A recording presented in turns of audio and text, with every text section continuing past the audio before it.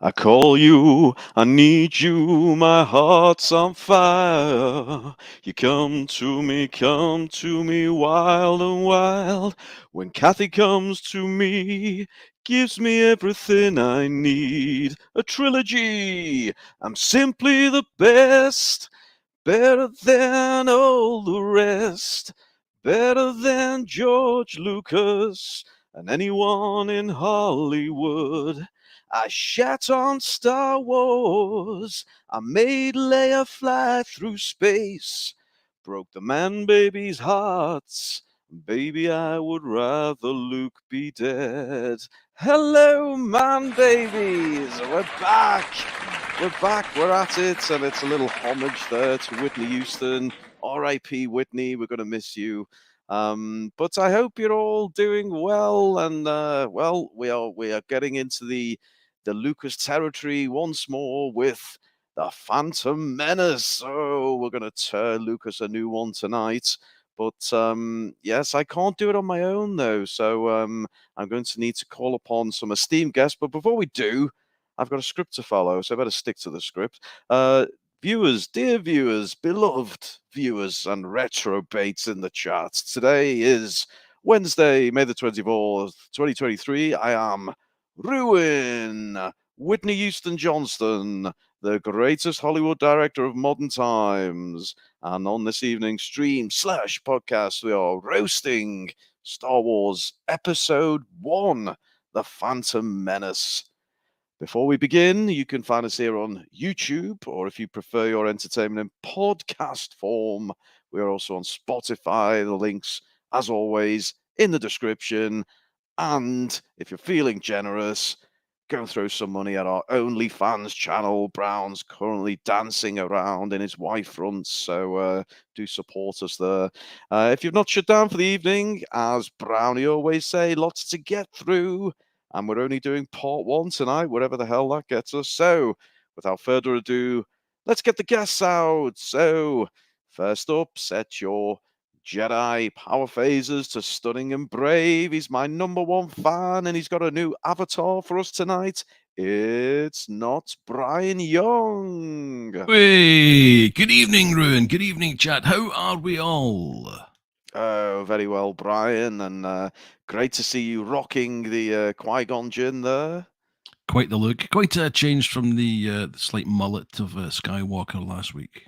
It's basically Ray with a beard, isn't it? I think. Well, basically, yeah, just the same as Ray, then, isn't it? Yes, but obviously not as good as Ray. Ray's Yeah, well, perfection, human perfection. it could be. Brian, we go all the way back to Phantom Menace. Are you looking forward to getting into the first of the prequels?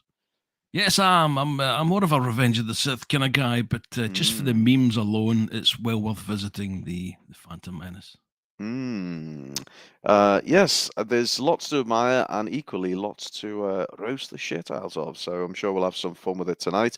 But Brian, as you will always know, we can't just do it, me and you. We need more retro baits out here. Should we get the next one out? Oh, go on.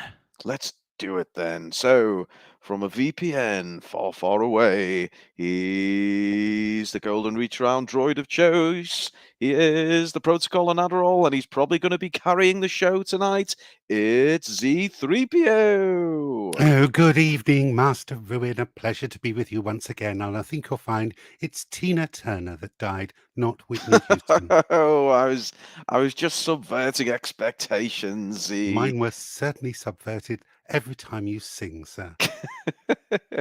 Oh, I must send my apologies to Whitney. I hope she's not offended by killing her. Dead, sir. Oh, she's also dead. Okay, I don't know. It just seems to have a habit of killing people off. Just the way I roll, Z. But Phantom Menace, Z, and it's really your origin story, isn't it? In some ways, it is my origin story, and of course, this is the first time I spend the entire movie completely naked. Oh, well, there we go. That's probably one for the OnlyFans channel, but we'll see how we go. We get to see Z in his knackers, so we'll look forward to that, Z. But we have more retrobates warming up, being fluffed up in the green room. Shall we get the next one out? Oh yes, sir. Let's get another reprobate out here. get the reprobates out. So next up, he's the wise elder of the channel. You know the rest. I'm cutting him short, but we've got a lot to get through. He wears 157 socks in bed. He's the great mega geek himself, Ian David Diaz. Hello. Hey, Mega. Okay, yeah, well, let's just get on with it, shall we? Let's We got just loads get of on. slides to Oh, go through, yeah. he's up for it tonight, folks. He's gonna really enjoy roasting this one. Out of interest, Mega, as the wise elder of the channel, how old were you when you got to experience the Phantom Menace? I can't remember. When did it come out?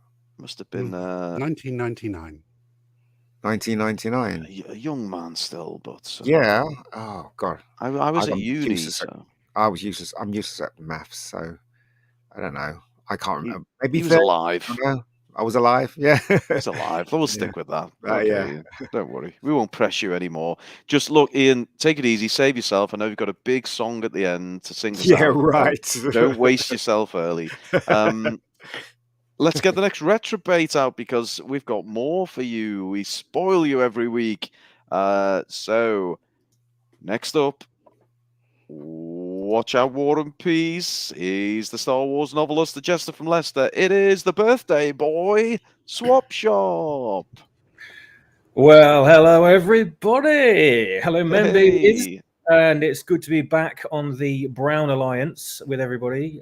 Feeling very brown, looking at the background on this stream. If everyone's in the brown mood, I am with you as well. So can't wait to get into this. Phantom Menace, been a long time since I've seen it. Can't remember anything about it, but it'll all come back to me, I'm sure. And R.I.P. Brittany. Sorry, Whitney. Sorry, no, I can't remember her name. Sorry. It's okay. We're killing them all off tonight. Happy returns to you, swappers. What fabulous year have you reached? What milestone have you reached? If that's unboxing you in some way. 250, I think it is. Oh, he's of veritable Yoda of the channel. There we go. Amber Sidaway sending you the Thank you, Amber. Thank you very much. That's very kind. Turd-coloured cakes for you, the swappers. Well, look, we have to give him a shout. He's the man who he's the John Bon Jovi of the channel. He has his name plastered all over it. He's the ego. He is the man I like to call the Yorkshire Ripper. Star of 1993's November Crime Watch edition. It is Mr. Brown. Come and say hello to your adoring fans, Brownie. Hello, Ruin, you big man-baby destroyer of franchises, you. Oh, you're too kind, sir. You're too kind. You're like a grumpy old Indiana Jones who's about to get his testicles removed. Oh, thank you very much. Can I make a very quick, may I make a quick request? You may. That instead of calling Brown what we call him, can we call him the Yorkshire Tripper after all the drugs he did in the 90s? Yorkshire Tripper. Okay. That's great. Shall we just get the elephant out of the room? Go on, Brown. Do it. You're bragging. No robot head. Sorry, everybody. Oh, that's the elephant? Yeah, of course. Yeah, radio silent. Yeah, radio everyone's silent, like, folks. when are they going to get robots at right? And we've just lost 43 people. So there we go. Never mind. But the hardcore are going to stay with us. Yes, no robot head. He sends his wishes and love and everything else. I'm sure he'll be back. But yes, it's just these early starts are getting too much for the boy down on Here you go, folks. Yep, I don't blame him, to be honest. Rick Jansen. Kerry Ansos is don't blame me, mate. outraged. Jay Goodwin is going. Oh, sorry. I tried. They're all devastated. Stream killer. I know. Look. Here, look. Oh, no, sorry. Well, there's no robot's head, but you have got a round head. So how about we make do with that one? I'll be happy to give you all head. There you go. There you go, you ungrateful man babies. So so Brownie, before you retreat into your dark corner to pull the strings, I'll just take your memories of Phantom Menace before we start getting into it all, if you would. Because you're telling me in the warm-up we've not seen this one for 30 years. Okay, my memories were, and I've only got one memory really of it. We were all waiting in View Cinema in Leeds. Mm. We went into the theatre early. Everybody was really excited. There were all the proper fans on the front row with their lightsabers, and it was a really, really good atmosphere. It was buzzing. And then the film started, and it went downhill. Oh dear. Moving on. I don't Okay, know. When I went, when the film finished, everybody seemed to have enjoyed it. You know, I thought it was a bit rubbish, but everyone I knew around me loved it. So Mm. I think I was disappointed. It just. so was I. Ugh. So was I. Disappointed big Yeah. time. Well, I'm gonna come to you all, but I want to get Brownie's input in early doors because he may well just then retreat, and all you'll hear from is the occasional "Look at that!" or or it's obviously his regular joke. We'll come back to him for the regular joke. Small text on the screen made even harder to read because it's white on a light brown background. So that's for all Beige. all you colorblind people. But it's some text basically saying something like, if you're disappointed Robohead's not here, unsubscribe, hit the downvote, and report the channel. That's what we need you to do, please. And of course, you're going to subvert my expectations and do the exact opposite. See how I roll, Brown? I've got it under control. Don't worry. We've already got Dark Hour flashing his $2 bills. Nice. He said, thought it couldn't get any worse than this until The Last Jedi. Well, damn you. Give him his $2 back, Brown. Mods, get him off the bloody stream. There's another one as well. Should we do the other one? Come on, if we must. Here we go. Big supporter of the channel, Garth Knights. Knights. For $5. Rest in peace, Robot. That's funny. Yes, he's happy now. He's with Calculon, Tina, and Whitney. Yeah, they're having a ball. They're having a great party. Good to see you, Girth Knights. I do enjoy seeing his Regards to contributions. Michael, yes. So here we go. We have got Phantom Menace episode 1.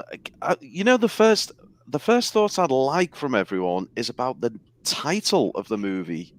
So, Brian, can we start with you? What do you make of the title? What did you make at the time? The Phantom Menace. Did it intrigue you? Do you think it was a good Star Wars title? We didn't really know what to expect from it. I never really gave the title too much thought. I was more just delighted that Star Wars was back. I remember watching the trailer on 56k dial-up, and it took about 2.5 hours for it to download because there was so many people. So we're watching it in little spells. Oh, what's this going to be? What's that going to be?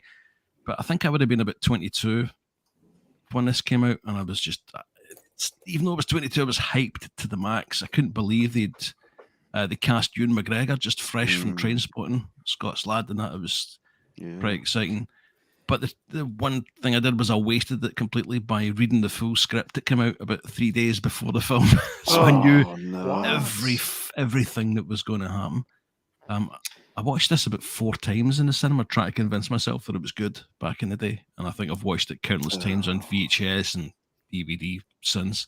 And are you yet to be convinced, Brian? Well, it's definitely flawed, but I didn't hate it at the time. Okay. Well, while we've got you, Brian, could you flex your vocal talents and read out the Movie Cynic's kind contributions for $4.99 in the style of "Ruin the Man, Baby"?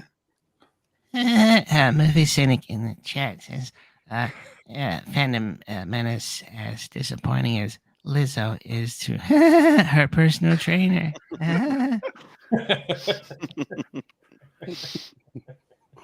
So he's so people are probably confused, like, why does Ruin do this bizarre English voice and Brian does the actual Ryan voice? Oh, it's just the drugs we're on, guys. Don't worry about it too much. Gavin's given us a sticker. Slap that sticker on your arse, Brownie. Yay. $1.49. Bada boom. Cheers, Gav. It's going well. So far, so good. Swappers, birthday boy, give me your hopes, dreams, expectations. Where was your head at going into that movie theater for the return of Star Wars? I couldn't contain my excitement. I'd been hyped up for like a year and a half before this film came out, because I just got the internet not long before. And of course, like, rumors and things everywhere were rife all across the internet, and spoilers weren't really a thing back then. So people were just posting, like, their own sort of fantasy drawings and fantasy posters and all sorts. And it was impossible not to get bowled up in the hype with it all, because everyone was so excited. All these rumors were coming out of Lucasfilm about this, that, and the other. This ship was there, these people were there, this thing was there. And you're just reading it all and not knowing what's true and what's not, because back then we believed everything, didn't we? And I was just like reading it all, going, oh, God, bloody hell, man, they're cramming everything in this. I can't believe it. Sith pirates and bloody hell, giant, like, Star Destroyers that are round shaped and not triangular shaped. And wow, this film sounds amazing. And unfortunately, in my eagerness and my ravenousness to try and find out everything to do with this film, I ended up spoiling it for myself a bit too much, a bit like Brian. And I went to uni that year as well, and it opened the next summer, I think it was. So the whole time I was at uni, we had full on internet access, so we could like go online and look at all sorts of stuff. And I just learnt too much information, and I thought at the time, oh, maybe there's a chance that I can go and see a hypnotherapist and have them wipe it from my brain. Go and see the film. When I go and see the film, it'll be new in my head, and I won't know anything. I genuinely thought this. Right? I genuinely thought this. So me and my mate went to a hypnotherapist in Merseyside. Right? God. We were in St Helens at the time. And we sat in this guy's house, and he could have done anything to us, couldn't he? Really, in hindsight, He probably did. Explains a few things. Got the KY. Did you have a sore bottom? Do you know what? Now I think about it. Anyway, Now then. Now's not the time. God. So he did have rose tinted glasses.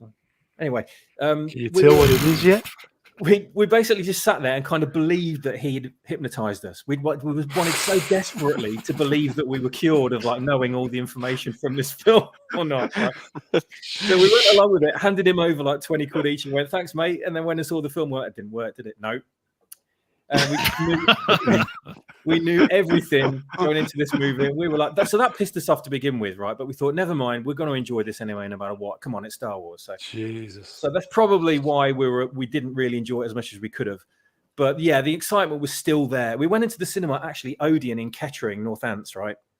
And both of us went in with his brother-in-law and a few others, all Star Wars fans. We went to the bloody Star Wars Collector's Day, the first ever Star Wars Collector's Day at Boreham Wood, like 10 years before.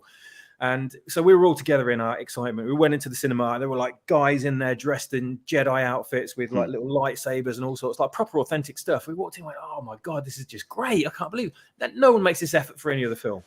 So we walked in, I think it was a 9 a.m. showing, and we were just sitting there, just boiling over with excitement. And then the titles rolled, the Fox logo came up, all the usual things. This Long Time in the Galaxy Far, Far Away came up, and we were just like, oh my God. It's that moment, you know what I mean? When you're sitting there, you're just, the adrenaline's surging through your system. Didn't care about all the spoilers, didn't care about any of that. Having said that, I've never let spoilers get to me ever since that movie. So that was an important lesson. So in a roundabout way, there you go. That's what happened. Oh, and it was I think it was actually on my birthday I went to see it as well, which is pretty good. In the chats, John Z, I'm getting bogged down with this one. It's his birthday. It's his birthday, John. Cut him some slack. Yes, let him bog us all down. That's fine. Yes. Melvin Deeply has thrown a cat among the pigeons before he's sodded off to work. But I want to get Mega Geek's view on this one. Melvin says, rather long-windedly, but he says, Ewan McGregor was a terrible choice for Obi-Wan. It's a shame James McAvoy hadn't been invented back then. He would have been a great Obi. Now I'm going back to work. You'll be my background noise. So no right of reply for Melvin. But Mega... Yeah. Ewan McGregor, what say you? Has Melvin got a point, or is he out on his own here? No, I think he's got a point. Ewan tried his best, but he just couldn't get the accent down, and it's I don't know. I don't think he was. They could have got someone better to play him, in my opinion. But anyway, that's just my I think Joseph Fiennes was lined up for the role to the point where actually he was in some of the concept art. Kenneth Branagh as well. Kenneth Branagh would have been good. Yeah, he's got that kind of classical Shakespearean delivery, hasn't he? Yeah. Okay. I think. Yeah. Okay. Interesting. We'll put it to the chat, see what they say. But that brings me to Z perfectly to read out the opening crawl. Z, would you please do us the honor in what is your origin story, Z? A long time ago in a galaxy far, far away. Star Wars.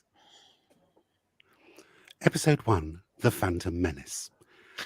Turmoil has engulfed the Galactic Republic. The taxation of trade routes to outlying star systems is in dispute. Hoping to resolve the matter with a blockade of deadly battleships, the greedy Trade Federation has stopped all shipping to the small planet of Naboo.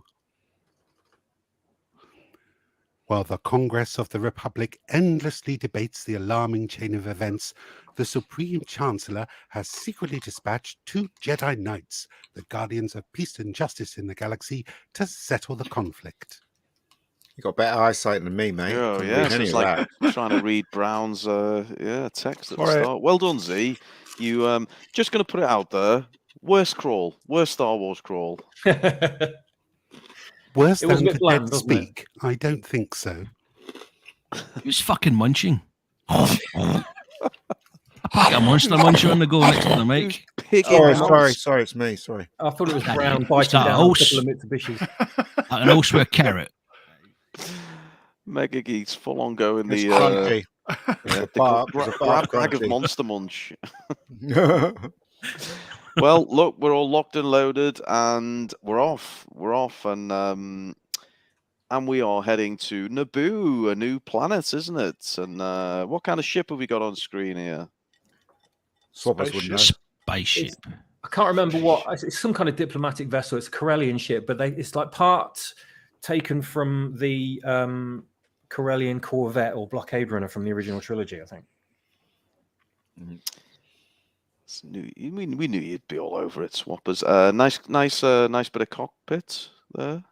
Hope you're all enjoying that bit. Cockpit, thank you. Did everybody think this film was a bit racist? Because Here we go. We're coming they in. obviously had no. This is a decent question. This is a He's decent opening question. that Right? can of worms, guys. So they had creatures in there that had certain accents. So did you think it was a bit insulting, or what did you guys think? Not That's at the the first time. thing I recognised about this movie. Not at the time, but later on. Yeah. on, you Not at start the looking time, at it and you but go, now it's fuck, very what the... problematic. Yeah. Yeah. Sorry, I thought I'd ask the question. No, it's a valid question, Mega. It's valid. The thing I have issues with is, those blue aliens. Why didn't they're not we can see them on the monitor above the cockpit. Why? Well, why didn't they get blue people to play them? That's what I've got a problem with. Yeah, everyone's having a good old pop at the reference to trade disputes, taxation, and all the other bullshit George put in this, which is valid, very valid. But also, Rick Jansen says, "Come on, guys, let's not get bogged down." So they're keeping us honest in the chat there. Appreciate that. We appreciate it. So, so we're introduced to our 2 new heroes, aren't we? We've talked a little bit about Ewan, Brownie. Let's get a little bit of input from you, and Liam Neeson as Qui-Gon. What are your thoughts? Yeah, okay. Is that it? Is that all you got for us? It was. I thought it was predictable that they cast him because he's always the one that they cast as the co-star, isn't he? He was in Batman. He was the co-star in that. He wanted to be in it though, didn't he?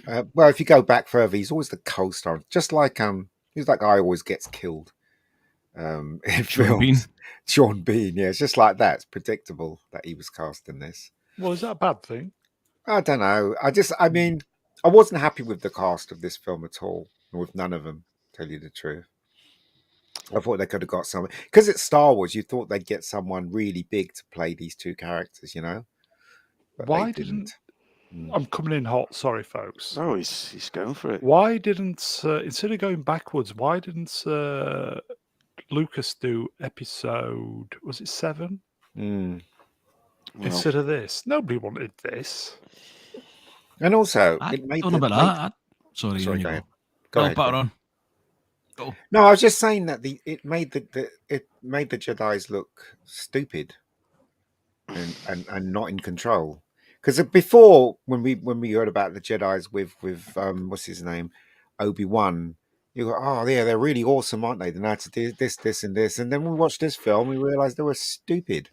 All of them, weren't they? All the decisions they made and everything. I don't know how you guys felt about it. I just felt this film was trying to be serious. Mm. Oh, really? No, you gotta be kidding. Give it 10 minutes, bro.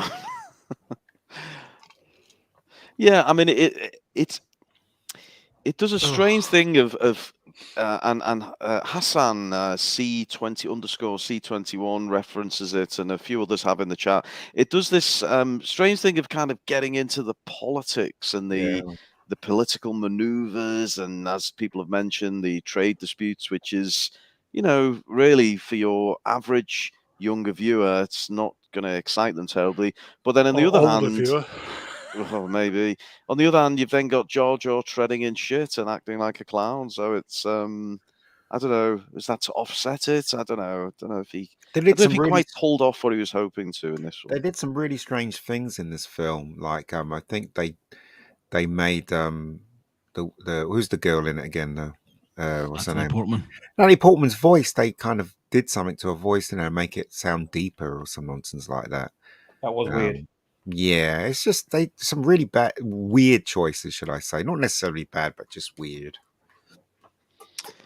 Birthday boy swappers, can you read this comment by Smilex in your best feminine voice you've got in your lot, please? Ready, swappers? In 3, 2, 1, go. Liam Neeson's cock. Oh, for fuck's Listen to the swearing. Liam Neeson's cock is so big, it took Jules Verne 80 days to travel around it.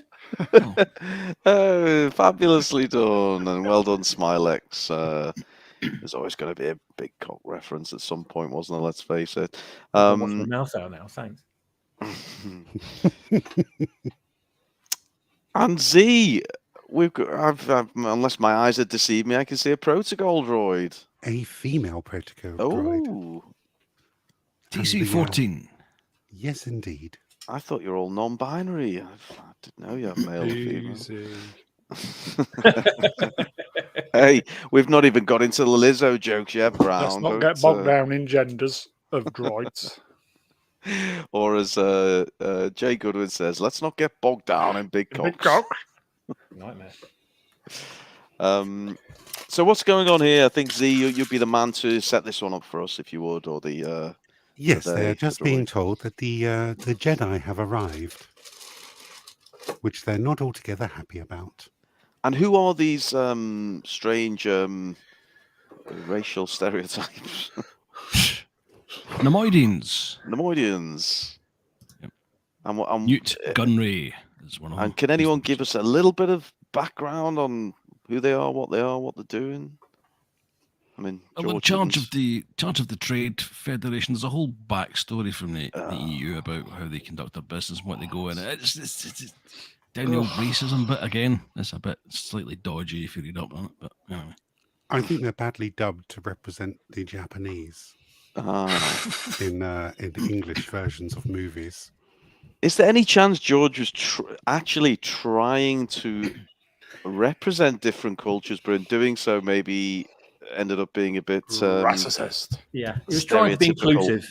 It's just a bit clumsy, maybe at best. I don't think there was anything malicious in there. I remember watching this the first time and thinking the lip syncing was horrendous on these things. You remember?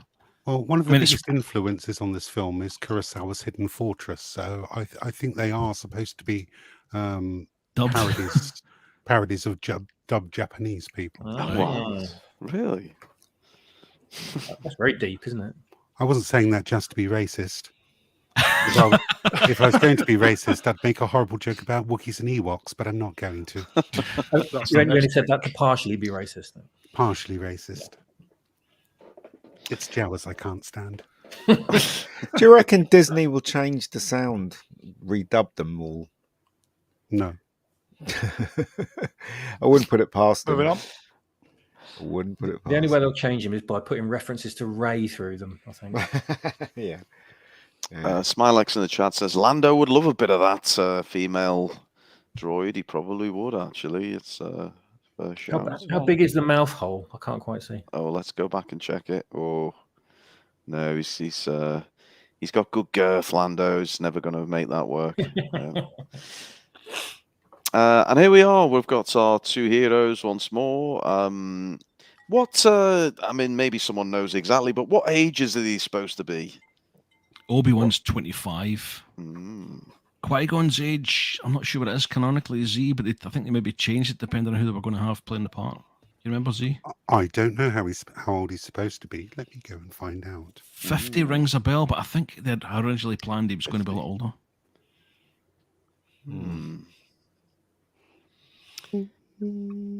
And then we have a what do you call them? Hologram Sidious. call with Sidious, indeed, yes. And this is where it all starts going a little bit dark, isn't it? And so, what do we think of this lurking? Well, for me, if there's a success of the prequels, it's as much as it's the backstory to Darth Vader, it's the kind of villain origin story of Palpatine, isn't it? I mean, anyone else want to give George some kudos for the shaping of the character? I mean, I wouldn't know about giving villains a backstory with the way I handled Snoke. But, well, yeah, Palpatine's okay, all that stuff. Yeah, great. It's just the rest of it's shite. Well, the entire purpose of the story is to create a vote of no confidence and have Palpatine elected to the Senate. So the entire story is built around that. Playing his political games. There's these full details there, folks. Qui-Gon born in 92 BBY, 60 when he died in 32 BBY. Spoiler alert! If you've not seen it. Liam Neeson was so eager to be in this film, they actually signed on without having read the script at all. Wow. I bet he felt sorry. He did. Oh, yes. Can I just say that Hassan in the chat has come up with something else about Disney, if you want to have a quick All look. right. Do we have to scroll back a little bit? Not Oh, yeah. I've got that it. one? I'm on it. I've got it. Okay, Brown. No. God, Here you go. you're so hands-on. Yes. Qui-Gon Jinn is supposed to be 60, but Disney changed age to 47. Really? Probably so it doesn't look so bad when his court case comes up. I know what Disney are like. Allegedly. Jeff Knight it just confirms all we need to know. He's of consent. That's all we need to know. Mr. Luca in the chat asks a question: who is the best character in the prequels? Ruin. Jar Jar, for obviously. me, because I like a bad guy, being one myself. I loved Maul, and we only get a little bit of Maul, and it's such a shame, but I did love Maul. I loved everything about him, so that would be my choice. Let's whiz around the panel. Brownie. I like the droids going, Roger, Roger. Oh, Brown. Roger, Roger. Okay. God, that was shit. Mega. Roger, Roger. I mean, I like Maul, but it's a shame we only got a little bit of him. I don't know. No, that's just it. Maul, because everybody else was just a waste of my time, weren't they? All of them. So anyway, sorry, just Maul. Yeah. Okay, that's fair enough. You considered it. You racked your brain. Z. R2-D2 is one of my favourite character in this, mainly because R2-D2? we first get to see exactly what an astromech does, whereas before you never really got to. Yes, very good. And it was good to see a droid in action. Fair play. Very generous of you for someone you hate so much, Z. And birthday boy swappers? Oh, aside from the legendary Captain Tarpals, I think I'd probably have to say Darth Maul again. Just absolutely ingenious. I mean, created to only be like a throwaway character by Lucas just for this movie. What an incredible character he is. And he hardly says anything. It's just his pure presence is amazing on screen. I just wanted to see him all the way through the film. And I wanted him to survive throughout the entire trilogy as well. And I was pissed off to hell at the end when they killed him off. But still, what a great character. Yeah. And Brian, finally. I think maybe there's a difference between best and favourite. If I was going to go for the best, I'd say Anakin is probably the best fleshed out.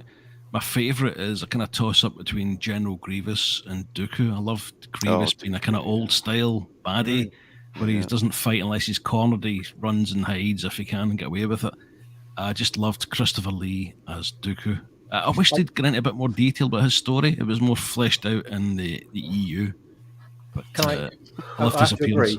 I have to completely agree with that. Although, can I just add honourable mention, in this film movie at least, to the incredible personification of C.O. Bibble. Oh. Yes. Of course. Just when he says, invasion. Well, while we're all talking, sensible and debate and all the rest of it, the chats have gone off on one on what colour Darth Maul's cock is. So we've got RB saying Maul's definitely got a red knob, and then we've got Abject Mediocrity saying, nah, Maul has a jet black veiny shaft. And also, big piercing right through the belly. Oh, God. Jeez. You don't get this kind of content on Friday Night Tight, folks. Personally, I think Maul's is double-ended. Oh, he's good. You don't think he's got spikes on like a cat so he can stay inside? Jesus. Here you go. Oh, sorry, Brown. I've super shattered. I've super shattered all over that one. Yeah, we'll do that, and then We'll come back to it, Mr. Luca. Go. Yeah, Mr. Luca for 199 says Dooku was wasted. Palps is the best, and Palps, really great. Some really great moments for Ian McDiarmid in these movies. But I do like Dooku. I'm a fan of Dooku. I'm just going to say General Tuberculosis. Very good.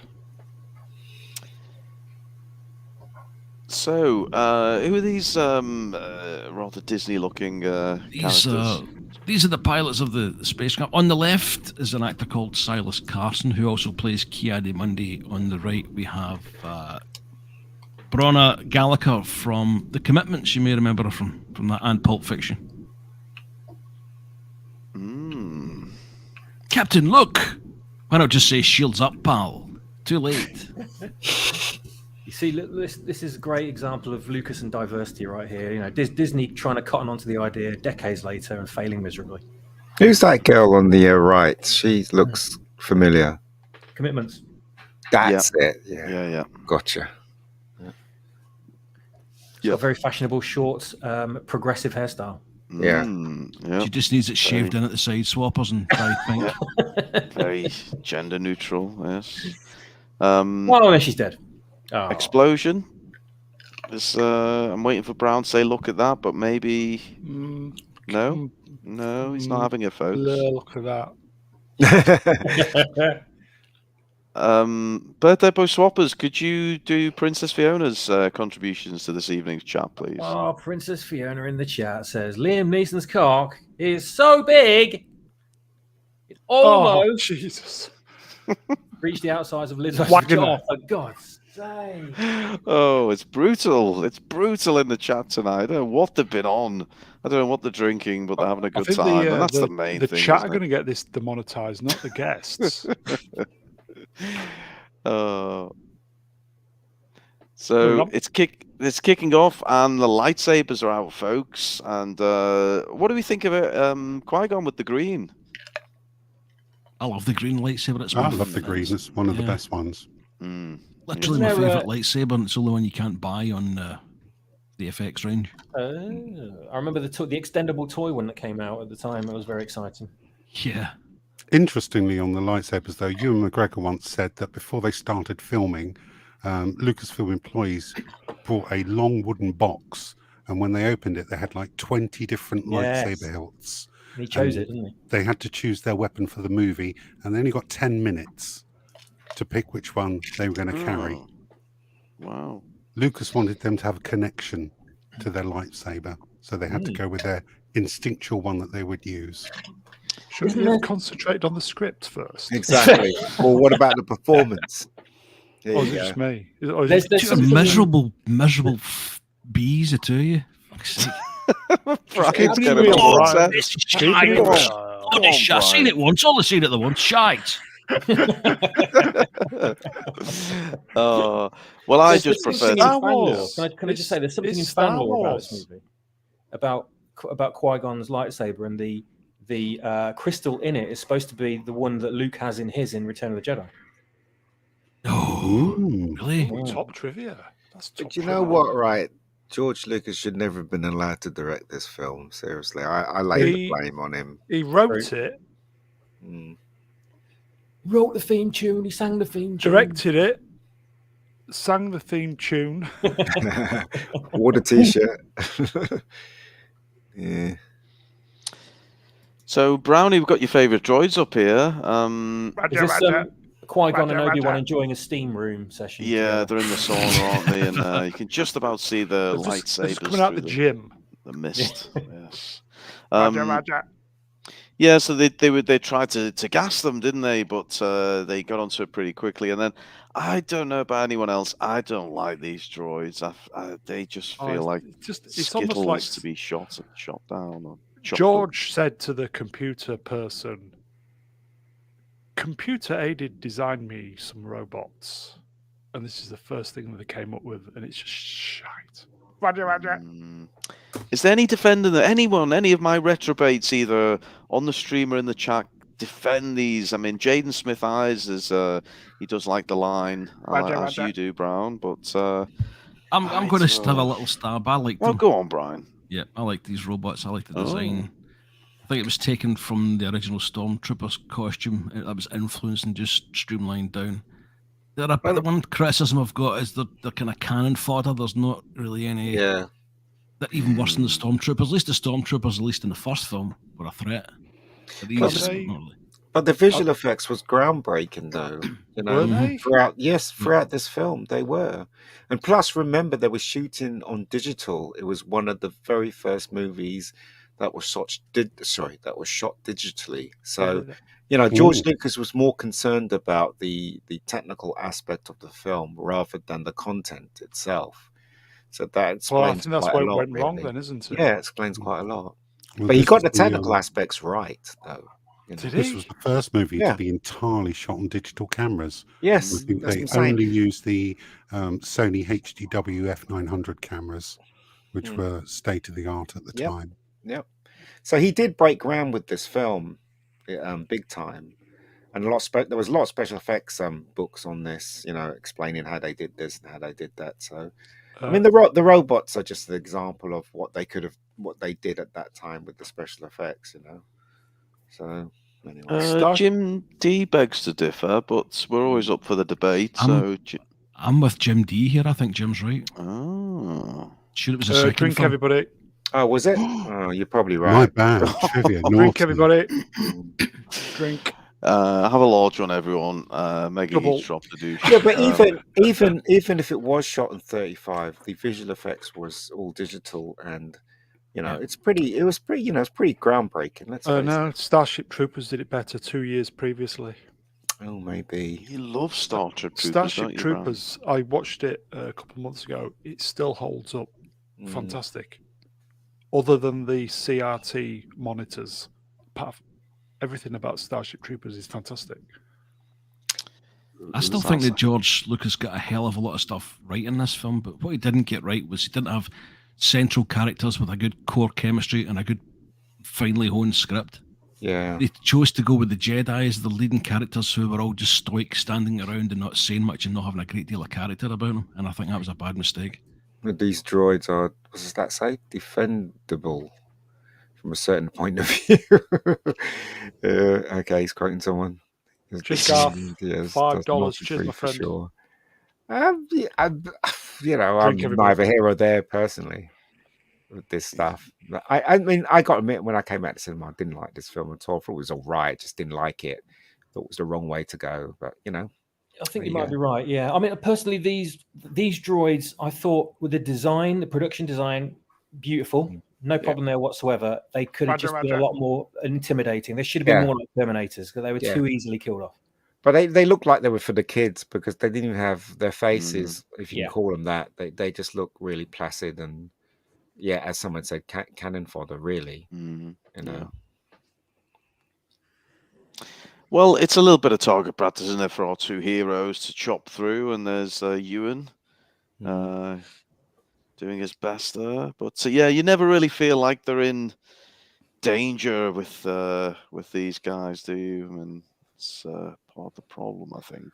But they clear shop. They chop the hell out of these things, and we get to see. Really, this is the first time we've seen. Well, I know we saw Luke give us a bit of action, but we see some real crazy stuff from the Jedis, don't we? I mean, we see some extraordinary. Is it called the Jedi leap, or we see them? It's coming up, I think, shortly. Yeah, force push. Yeah. First time we see someone trying to cut a door open as well with a lightsaber. Yeah, that was good. As I said, he got the technical aspects of everything right, George. He should have just got somebody else to direct it. Yeah, and write the script. He just need the dialogue sorted out, didn't he? And then I think two big things. Even a different director would have made this a lot better. No, also, I blame the script as well. I mean, there's like a big chunk of this film talking about politics, which I thought was dull and boring. But my brother sneezing in the background. Bless you. I thought it was swappers. No, my brother. One thing that Lucas said was that he wanted to use the lightsaber a hell of a lot more, and especially in this film. But I think sometimes less is more when it comes to these. Yeah. Here you go, Mr. Luca. Why didn't you get Spielberg to? Because he's not allowed to direct. Something to do with the union, because this is an independent film, and he was kind of slightly outside the rules of. The rules of. You should have got Irving Kershner back. He was in the wilderness, wasn't he? Well, yeah. Was he still knocking around at this time? I think so. RoboCop 2 was his last film because it was so a huge flop. Nobody hired him again. Yeah. John Z, going off on a tangent, but we're always up for that, says, I never even knew who Liam Neeson was until his wife had that horrible accident. Oh, jeez. Yeah. Wow, John. Way to bring the party down, John. But I mean, Liam Neeson had been in some decent films before Phantom Menace, hadn't he? I mean, yeah. Well, independent films. He was in a lot of independent movies, wasn't he? So very good. So the Nemoidians here start to look a bit. Production design looks fantastic. I tell you what, it does. You're right, but it does look a bit more Star Trek than Star Wars, doesn't it? It looks great. I don't know. I think it still looks like Star Wars. If I'd have done this, I would have had Qui-Gon cutting that door open in the shape of a big knob. If Ryan Johnson had done it, it'd be a big knob. Yeah.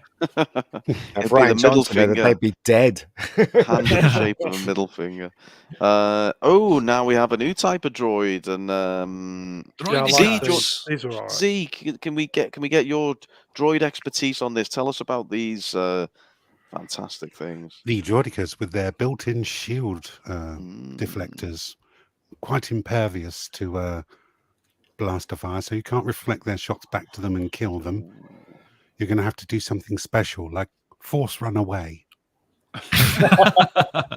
Or get them before they put your shields up. Here you go. Look at that.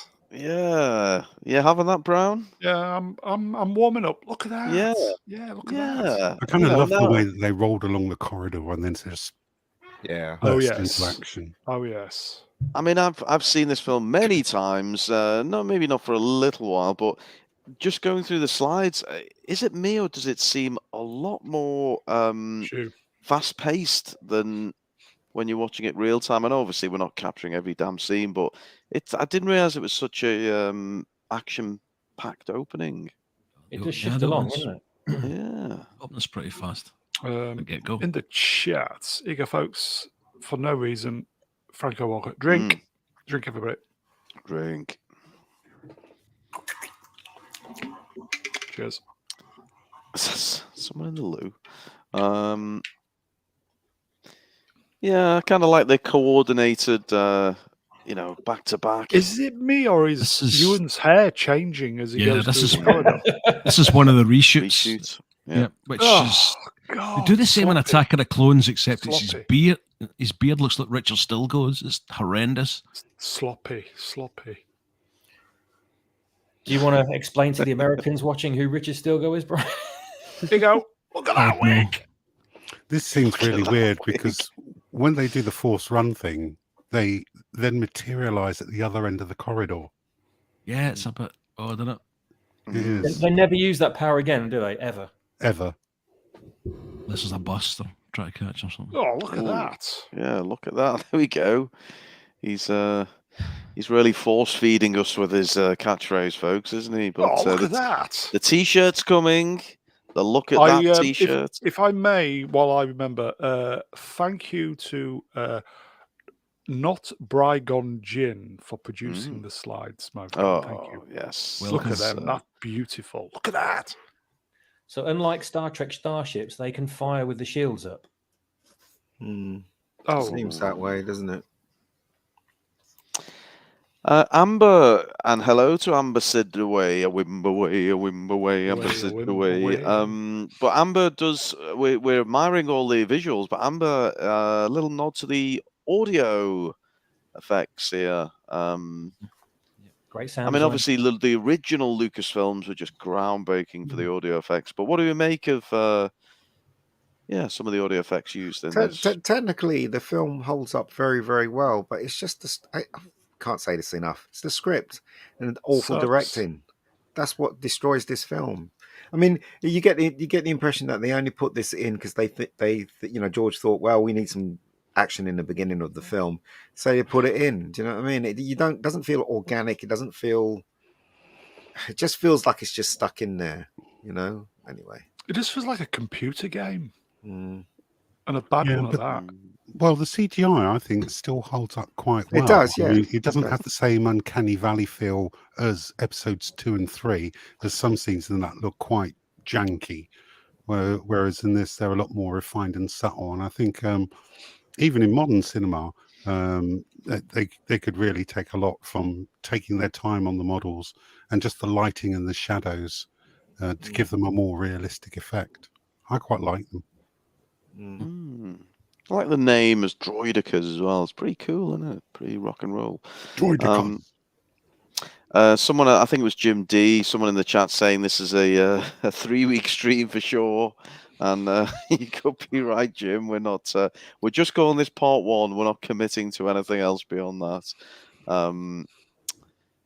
But yes, so our heroes battling through, and then they kind of, I guess, what's always customary for Star Wars, the creeping around the enemy base. If I may, what are they trying to do? Are they trying to escape the ship? Yes. What's the goal? I don't know. Well, they came for the meeting. Go on, Brian. You tee us up. Sorry, Rune. Yeah, so trying to get off the ship and down to warn the Naboo that there's going to be an invasion. But right, okay. It's a bit late. I think they may have already seen the big spaceships coming down first. And here we have our first glimpse of a little bit of Totty, and it's at this point in the evening. Get ready, folks. We're going to roll out the Yorkshire Tripper brownie. So we have Queen Amidala, Princess Amidala, Queen Amidala. Can I interrupt for a second? I don't like interrupting. I know Brownie does, but I don't. This may get your stream banned. This may get your stream banned in America if you go down this road, because she's playing a 14-year-old and she was 16 when she was playing. Yeah, so I knew whatever I need for moving on, Brown. Let's move on. Okay, we won't do the gag. Well, what question Andy is? Mouse just outed himself on the chat. Why is she dressed like a clown? That's the question you got to ask. Don't know. It's actually I think it's taken from Asian matriarchy royalty costume. It's actually like there's pictures out there where Lucas got the idea directly from, and it's actually in existence. It's slightly derivative of that, but it's an actual real world costume that certain royalty members wear. I think somewhere in Asia. I can't remember where though. But then they forgot all about it when they had the next one and the one after, didn't they? They just kept changing her outfit up. She had a different outfit every single time you see her in the same scene. In the second one, she's no longer the queen. It's Queen Jimala who takes over. The outfit was fantastic. Did you know that when they were fully dressed and in makeup, Natalie Portman and Keira Knightley resembled each other so much that Keira Knightley's mum couldn't recognise which one was her daughter. No way! Oh my god! What a bad mum. Brownie, no further commentary. Just very quickly, 1 to 10. No. Now then. Can you tell what it is yet? Was that a Welsh? Rolf Harris. I thought it was Philip Schofield. Are we missing these super chats? Have we done this, Mr. Luca? Yes, we've done that one, but we'll do it again. When we were talking about favourite characters. Don't worry, Brownie, we're all over it. Look, he's just trying to deflect. It's okay. We give you a pass. Cheers, Garth. Send my regards to Michael, please. And Joshua Levesque for $5. I hereby dub Ruin the ruler of the retro baits. All right, now let's get to the question on everybody's mind. When are they launching? When are you launching your Rose Tico OnlyFans? Oh, wouldn't you just love to see us tease you with the old sackcloth and just, lower it down and show a little bit of boob and yes. Rose Tico or Paige Tico. I thought you were all a bit horny for Paige Tico, not Rose Tico. But it's okay, just for you, Joshua. We'll get Rose Tico on the old OnlyFans, and yes, I know that's how you roll, so don't worry. But good to see you, my friend. And not to speak at all about innuendos, but wasn't Natalie Portman just coming off the Assassin movie after this? What, Leon? Yeah. No, surely not. No, she wasn't. I think it was a couple of years after that, wasn't it? Yeah. It was. The blue aliens on the right? Mm. I just remember in the cinema when I was watching that, I didn't like them at all for some reason. Well, they're bad guys, so you're meant to not like them. Oh. Portman here uses a kind of English accent, or tries to use an English accent, and it's mimicking what's supposed to be Carrie Fisher's.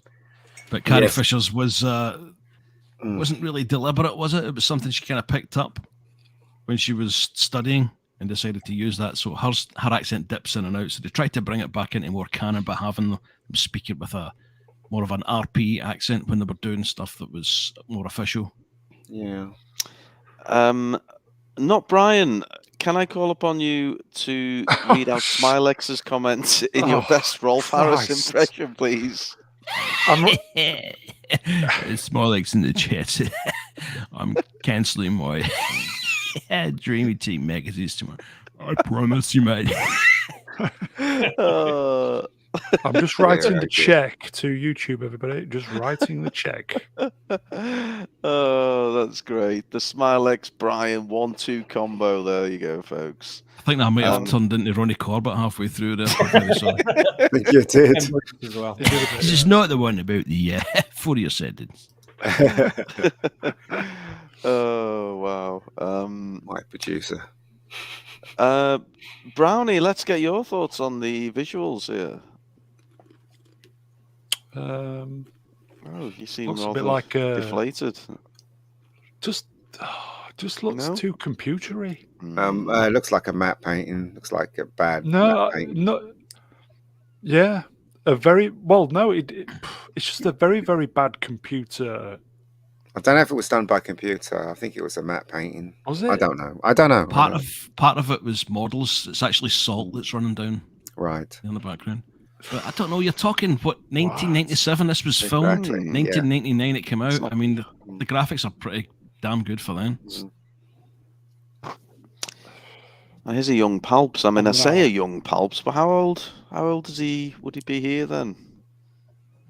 He's Old enough. younger, but he's not young. No, it's not. Nice, diverse. What do we call them? Council of leaders. What are we looking at here, Z? This is the Naboo High Council, I believe, where they're all having a bit of a chat. And Senator Palpatine is there. What's he saying at this point? He's on full Norman Collier mode. Communication disruption can mean only one thing: invasion. Correct. Not that your sky dishes down. Nice shot on the right-hand side of the skullets there, the guy rocking the skullets. If you're not familiar, the skullets is the when you have the full egg and the nest on top, Very and then good. you have the I've got a mullet. skullet, everybody. Skirted eggshell. I think that might be C.O. Bibble, actually. It might be him. Yep. Yeah. It is. We're all for body shaming on this channel, as we know. It's we're all for equality. We body shame people equally. No, we Oh, take there she is. How old was she when she made this film then? 16. 16, blimey. Yeah. I think you may have skipped a slide there. Oh. Yeah, we think we did actually. Yeah. You did, Brownie yeah. getting a bit touchy. Yeah. There's that guy from Casualty. Oh yeah. Hugh Quashie. Jay Goodwin in the chat says, Skullets, philosophy on top, party in the back. Is that true, Brown? Philosophy on top. Yes. Does anybody know where this was shot, by the way? Studio. No, I don't think it Palace was. in Italy, I think. I think it's Was it in well, Italy? it's partly Italy and partly in Seville. Right, gotcha. Hugh Quashie, if you haven't seen him doing Othello via the BBC, he is incredible. He is. A really underrated actor. He is. Very, very much so. Jay Goodwin with the comments of the night so far. I did like that, Jay. Well done, sir. So here's a close up. I mean, what do we think? What do we think of the costume? And we will Great. ignore the fact she's doing Great. white face here, but yeah, it's pretty cool costume. Is that Jeez. hair around the edges? Oh Or is yeah, that it is. some Isn't kind it? of Yeah, hat? yeah, yeah. Is it Yeah. her? Yeah. That's supposed to be one of her crazy hairdos that the actress said that completely outdid Princess Leia in this movie. I think it just looks like shit. Drink, everybody. Drink, everybody. Seriously. Drink, everybody. When I was in the cinema, I was sitting there going, "Why did they dress her up like this? It's ridiculous, absolutely ridiculous." Is it Cultural. Let's Is there any see. Death Stars in this? No. X-wings? No. TIE fighters? Yep. No. Sarlacc pits. There's a few tie Yeah. brides though. So there's our old friend from Casualty, and yes, what's the Z? I'm going to lead heavily on you for the more sensible insights tonight. What's the general chat here? What's the discussion? Well, Bibble wants them to prepare to defend themselves. Captain Panaka there saying that it's a highly dangerous situation. And Amidala giving one of the classic trailer lines where she goes, "I will not condone a course of action that will lead us to war." Bit of a The passive. So they're weighing up their alternatives at the moment. They're just discussing the potential of an invasion. Also in Highlander. Highlander. Really? Yeah, he was. He meets what's his name on the bridge, doesn't he? He meets Crystal Lambert on the bridge. Lambert. They were friends. Do you remember that scene? Oh yes, yeah. Good shout. Great spot. We've got. I always do like a pun on a character name. R2Me2 says Captain Parnakas, and Joshua Levesque says these Smashing out the scenes park. are boring as fook. But they are, though. That's what I'm saying. It's just like I don't Oh, understand how George God. Lucas could What was literally he thinking? stick this stuff in the film. It's just really bad. We've got 4 weeks of this. Come on, let's Boring. It's as boring as mince. Well, we've got some spaceships now, so cheer up. We got. You always want a bit of space in your Star Wars. These are ugly design Oh, ships. it's like, look at They're that. so ugly. These ships are ugly. Look at that. Ugh. Mega Geek, we've got a question from our Dutch friend Geek and Balls. Dick and Balls. Says, Dick and Dick and Balls Balls. says, "Does Mega Geek like anything?" Is the question we should. Yeah, I be do. asking. I liked Return of the Jedi. Yeah. you like Was it Empire Strikes Back? It's my Empire? favorite Star Wars of Yeah. all time. No, he doesn't. Love He doesn't Star like Wars. anything. Don't believe him. I do. I like stuff. It's just Not Brown this Channel stuff. keeps sending me rubbish like this. Not my and I sit here. My fault. I was gonna suggest doing Empire Strikes Back. Not my fault. Moving on. Do we think that George Lucas, his approach to spaceship design is a bit too simplistic with their outlines? And he just thought, right, in the first set of films, we had Stardust George, which were big triangles. In this one, we'll have big circles and big letter H's. There we go. Done. I'm sure I read somewhere that he wanted to go for a kind of the Star Wars stuff was a kind of, I don't know, the 70s car vehicles, you know, the angular stuff, and he was trying to go for like the 50s I do. curvy stuff. No, I do. Smiley's keeping Seriously, us entertained. these designs are terrible. Shite. You've got to admit they're What a awful, dog. aren't they? Yeah, they're not really good, are are. they, chat? Not They're very not good. Well, I'm sitting here enjoying George getting a bit of a roasting for a change instead of me. So it's. Having said all those things, all those detrimental things, this is still a billion times better than what we got in the sequel trilogy. So Yeah. there is that. Is it? Is it really? Oh yes. We're looking at innovation at least right here. Well, let's put it this way: if there was a choice between seeing all three of the Disney Star Wars and this, I would definitely pick this over those three. Wow. And I don't even like this one. So there you go. Well, I've got to say, I love these transport vehicles because they were like done. I love the idea behind the concept art for these because they're supposed to look like. I think Doug Chang and George Lucas came up with the idea. He wanted them to look like elephants or something influenced by elephants.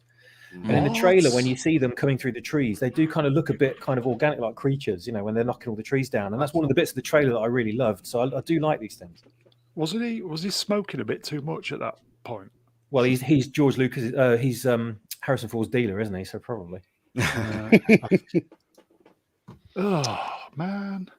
So we're now in the, I guess the forests or the jungle of Naboo. Is that right? Are we? Yes. Okay. So we get a forest planet, and here he is, folks. Oh, Now drink, the everybody! The fun's here. You've all Drink, been everybody. waiting for 'em. Just swig, Introduction of Darth Jar Jar. full bottle, everybody. Swig. That poor the fella full that got hired bottle. to be Jar Jar, he probably thought, yeah, I'm going to be famous after this film. I'm going to be hired by loads of different people. And he just killed his career. Yeah, but it wasn't the fans that did that. That was the media. It They was. often try and play it as the fans drove him off course, the internet. That wasn't the case at all. It was It the was the media media. that hounded him. Right, gotcha. Brian, I would normally ask you to do the voices, but I'm going to go to our birthday boy, who's also not bad with the old voices. Swappers, can you give me your best Jar Jar? And Jaden Smith Eyes has queued you right up for this one. No. All right. Okay. Fair enough. Jaden Smith Eyes in the chat says, Excuse me? Oh, There you go. Lovely. God, dog shit, Jar man. Jar, let's discuss. First of all, I want to hear the chat. So Jar Jar, good or shite? Just keep Good it or simple, shite. chat. I want to know, good or shite, Jar Jar. But retrobates on the stream. I mean, well, firstly, is anyone going to defend Jar Jar? Is anyone going to say he was Just the right annoying as hell. character? And Annoying AF. well, not Brownie. Okay. He literally fails upwards during the course of the film. Utter dog shit. He's complete and utter buffoonery. It's just every now and again it just goes right for him, and I just don't get it. This should be one of those occasions where they should have just drawn their lightsabers and cut him in half. Slowly as well. We're getting a lot of shite in the chat. What was Lucas thinking? He was just thinking that he's got something great here. Do you know what I mean? And merchandise as well. That's what he was thinking, seriously. Shite. Well, he wanted comedy relief in the movie because it was so serious. But I don't think that this was the way to do it. The thing is, though, his thinking's very old, isn't it? It's very old school thinking, isn't it? He sucks big bantha balls. He's not that good, mate. I've found one. I'm scrolling desperately through the chat. I've found one lone Matt. I says, good, hand up. I love Jar Jar. You're banned from this channel. Is he being a contrarian, or do you really love him? Matt, I think Bumgums liked him as well. Someone said. Oh, right, okay. I missed that one. But yeah, the overwhelming majority is not a fan of Jar Jar. Yeah? Okay. Bongums.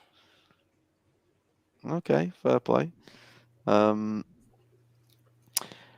Okay, I mean, we get why he's in there. I think there's a lot of things going on. He's comic relief. He's fully CGI, isn't he? He's just annoying as fuck, isn't he, if we're honest? But he carries too much in the film. Sorry, Swappers, on you go. Sorry, mate. Yeah, I just said I'd rather have Jar Jar than Rey. Yeah, someone said a Jar Jar series over the Rey movie. That's a fair play. He carries too much of the film, Jar Jar.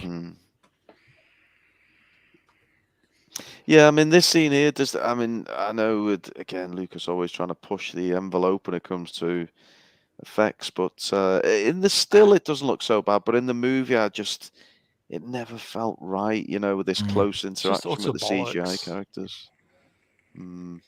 What's the point in me putting this still in if you're not going to make some kind of horrific sexual innuendo? That's literally the only reason I left it in for you guys. Well, Kiri said, "Are you alive?" He's saying, "Are you alive?" Is he giving him like CPR? I don't know. By the look on Qui-Gon's face. Moving on. We know he's. Moving on, folks. I think it was just a little bit. I think it was maybe a little bit too early for the kind of proper CGI creatures. Perhaps they kind of got away with it with Jurassic Park, but not with this. Perhaps. I still think you've been hell of a harsh, considering when you look at some of the CGI in 1997. Some of it was seriously ropey. This is far better. I've just been waiting because I know how good the chat are. I've been waiting for the line, and I think we've got it from Max Vroom Fondel. Brian, will you do the honors? It's a good one. Here we go in 3, 2, 1.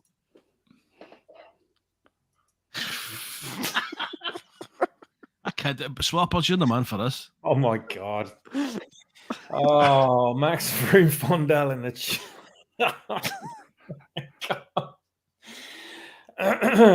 Mister, a little bit to the left. Oh, we're so goddamn childish. It's ridiculous. There you go. Eat a bag of dicks. It's back with you. That's Mega Geek's favourite line. He's gone for a piss. Oh no! You're in the wrong hole. We don't know how many he has, do we? Really? So. Dark Swappers. That's very dark. Brian, are you now satisfied? Have we got enough mileage out of this still now? Yes. Yes, he's happy now. Well done, Max, as well. Excellent work, sir. Yeah, well done, Max. Well done. What are we looking at here? This is Qui-Gon, and this is just the reverse shot of the sex scene. They've just cleared it. It was going to be that shot alone, but I really wanted the shagging shot to tank thing go over him or something. Talking. Sorry. And that was the start of And the silence. beautiful love triangle between Qui-Gon, Jar Jar, and Obi-Wan. Has anybody watched the Phantom edit? No, I need No, to, though. I've not. I need to. I've not seen it either, but apparently almost all of the Jar Jar Binks scenes have been removed. Wow, that's amazing. Brilliant. Is that a lightsaber in your pocket? He's definitely pleased to see him. Good one, good one. I almost said Wanko then. That's not good, is Franco Wanko. Sorry, Franco. I'll kill him later, don't worry. it? Wanko Forker. George Lucas actually requested to see a copy of the Phantom edit, and after he watched it, he issued a press release reiterating that it's illegal to copy or edit Lucasfilm property. Ooh, that must have hurt. So it was better then. Because it was better than his version. Do you know what? Tim talks in the chat, folks. And he Hi, says Tim. Jar Jar rules, so he is going to put himself in the minority, stick up for Jar Jar. I'll tell you what, the merchandise for this film was off the charts, wasn't it? You know, we had Jar Jar rules, we had Jar Jar compasses, Jar Jar erasers, Jar Jar pencil cases, pretty much everything. Jar Jar Still Johnny's. unsold. Jar Jar Johnny's. What's going on here? Because we've got a bit of lightsaber action. There's Z O'Brien. Can you enlighten us? What's going on? Stap and a battle droid. Oh, I love those. Yep, it's a battle droid on a. Ah. You'll probably know the name of it. And it's getting it's shooting after Obi-Wan, and Obi-Wan's sprinting rather than using his lightsaber, and Qui-Gon takes it out. And there's Jar Jar with his head in the mud yet again. What? Can't stop going down on things, can he? That flying platform thing over there with the droid on is called an STAP, and it was one of the early bird releases pieces of action figure merchandise that came out way before the film. So yeah, a little bit of trivia. Swappers, did you buy any merch for this? Oh, I bought it all, mate. I went to Toys R Us and blew 120 quid on the first wave of figures when I was a poor student and didn't have any money. No, I flogged them ages ago after Disney took over. I assume you've still got the Jar Jar stuff, though. Oh, God, I wouldn't get rid of Jar Jar. Come on. There was an early release sneak peek. It's actually called Sneak Peek of Miss Windu. Yes, I sent off for that one. Yeah, I sent Mace off for that one. figure. Yeah, with the blue lightsaber before they gave him his purple. That's the one. Swappers, did you have or have you got, as Big Sunny and Co says, the Game Boy Pod Racer game, which he says was the best thing to come out at the time? No, I wish I'd played it now. Maybe I'll go online and try and find a ROM for it, but sadly not. I feel like I'm greatly missing out on part of this film's heritage. Ewan's hair changed again. Yeah, it does frequently. Yeah. I never noticed that before. Oh my God, it's ruined it. Just wait till you see Attack of the Clones. When someone mentions that to you about the beard, I remember sitting in the cinema just wondering, what this has got to be a prank. I'm looking about, see if there was a Jeremy Beadle was about. So bad. Rest in peace, Jeremy Beadle. Oh no, did he die today as well? About a terrible 15, day. We're 15, losing 20 all the years ago. legends. Yeah. Oh no, so sad.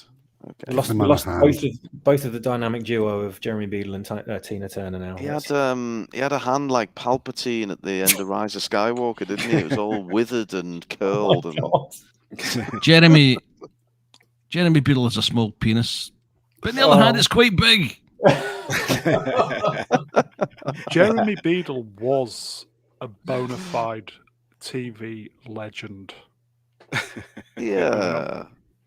He's another one that did a hell of a lot for charity, but didn't actually advertise it. He didn't find out until later on. And also Blur made a song about him as well. Oh yes. God, what? It's probably a good time to announce that our Ahsoka coverage starting at the end of August will probably be delayed. We due to coverage of the Phantom Menace. So yes, it could be a long one. But look, Jar Jar's here. It's all going to start getting fun and games soon. And we now go into, I guess, a new territory again for Star Wars. And Z, I'd love to get your take on this. We see Jedi swimming with the with their aid of a rebreathers. mouthpiece, wasn't it? Yeah, they're on their way to Otogungo, which is the safe city Jar Jar says they can go to. But it's really interesting because they go in the water and they get all wet. But as soon as they come into the city, they're completely dry, which is weird. I'm not defending the film, but I think that may have something to do with the hydrostatic fields that they have across doorways. So when they walk through, all the water vanishes, basically. Get you. Oh, I know. right. Jesus. Like a Disney shill there, Utter Swappers. knob.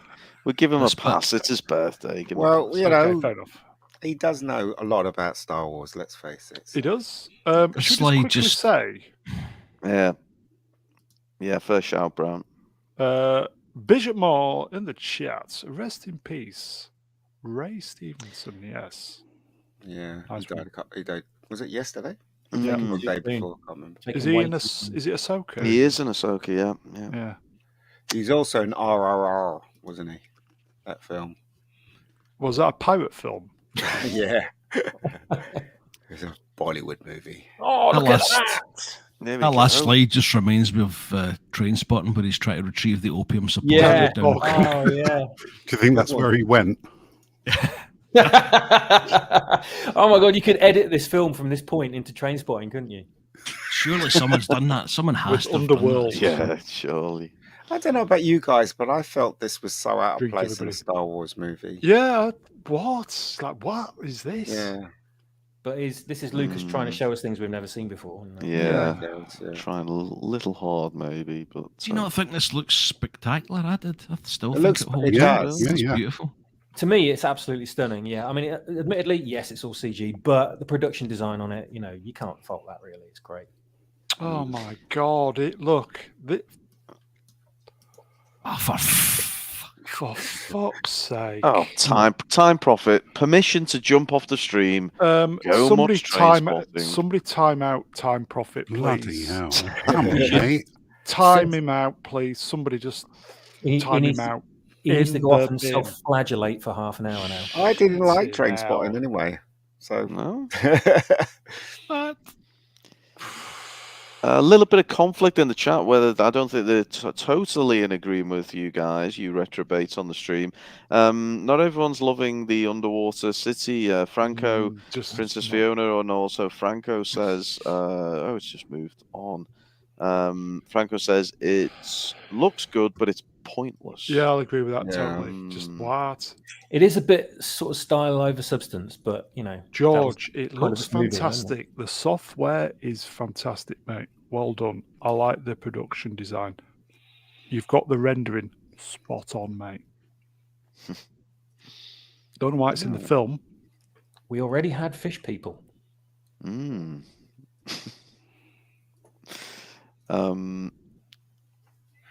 So there they are, nice and dry, using the technology that Swappers outlined. For What are us they called again, previously. swaps? Hydrostatic fields. They have them on the, the submarine that they take from the city back to Theed Palace, and they go Yeah. in that, through the core of the planet. That also has hydrostatic fields instead of windshields on it. So You're welcome, man, Oh. babies. That's Swapper's gift to you. I guess they have those on the Fortress Inquisitorius as well. Does that not technically Obviously, dry out your eyeballs? Close your eyes, lads, for God's sake. Close your legs, love. Now, Jar Jar's not welcome here. I'll agree with What a that. surprise! Yeah, what a surprise. in the movie. Yeah, Z will set us up. He's got some kind of he's banned, isn't he, or something from? Yeah, he's an outcast, allegedly for being clumsy. Can't believe that. Yeah, likely story. And are they on the dance floor at this point? What's going on here? Is Looks this, like a real good rave club in Berlin, doesn't it? No, they're being sent to see Boss Nass, who's the leader of the Gungan Society. Played by Brian Blessed. Blessed. Yeah. Mm. He kept shaking his face all the time, didn't he? All going "Woo," and all that rubbish. I think it's terrible that Jar Jar should get exiled and be all lonely on his own. It's like he's not a bad guy really. He gets kicked out into a forest to be, completely extradited from society, and Kathleen Kennedy just keeps getting fucking promoted every time she fucks up. Jim D in the chat says, "Hey, you want a worse character than Jar Jar? I'm making a case for Boss Nass. Is he? Sounded like someone from the cantina, that did. Oh, I don't know. yeah, but this, I've got to admit, this is where the film genuinely Dies. started to lose me. It genuinely started to Really? lose me. Yeah, and we're not, very far in, but the opening scene I was fine with. I kind of sat through the Queen Amidala and all the trade this, trade that, and but then getting into this underwater world, it did start So to lose here you go. me. This is a if I'm good honest. comment from Gavin. Jar Jar was created subconsciously to warn us about JJ. Yeah, there was an interesting tweet which I've got lined up. I will blast it out at some point. But the someone put before The Force Awakens come out, someone put on Twitter, JJ, if you mess this up, you'll forever be known as Jar Jar Abrams, and it stuck. And that Yeah, was it the did, tweet, yeah. which the origin of Jar Jar Abrams. So Was it yeah. you? It sadly wasn't me. I'd love to know where okay. the origin of Ruin the Man Baby was. Which basement dwelling man baby created that one? But good times in the sequel. But anyway, back to the prequels because enjoying hating on them. So what's this? What's the general thrust of the convo here? Z, you're about the only sober one with us. Well, Boss Nass A is basically change. telling them that they can't be here. But Qui-Gon's trying to appeal that the droid army's about to attack Naboo, and what happens to the Naboo upstairs happens to them also downstairs. So they may as well give them a hand. And thankfully, Boss Nass is quite susceptible to the Force. A bit of a force mind trick, and a couple of Jedi mind tricks going on Can here. you feel the Force? Once those droids take control of the surface, they will take control of you. Can you feel the Force? Oh, that's a good impression. Is Didn't you hear it for Prince singing? It's karaoke night in the Mr. Brown Line show. Can you Take feel it away, the Mr. Force? Brown. Can you feel it? Moving on. It does look like a kind of club where you would be singing that, though, doesn't it? This. Is it just Jar Jar as a character, or is it his design? I mean, we get to see him alongside a couple of others here, and the design's not great. What were they thinking? Whoever designed these, what were they thinking? Well, it's you got to blame George Lucas. He's the one that has to.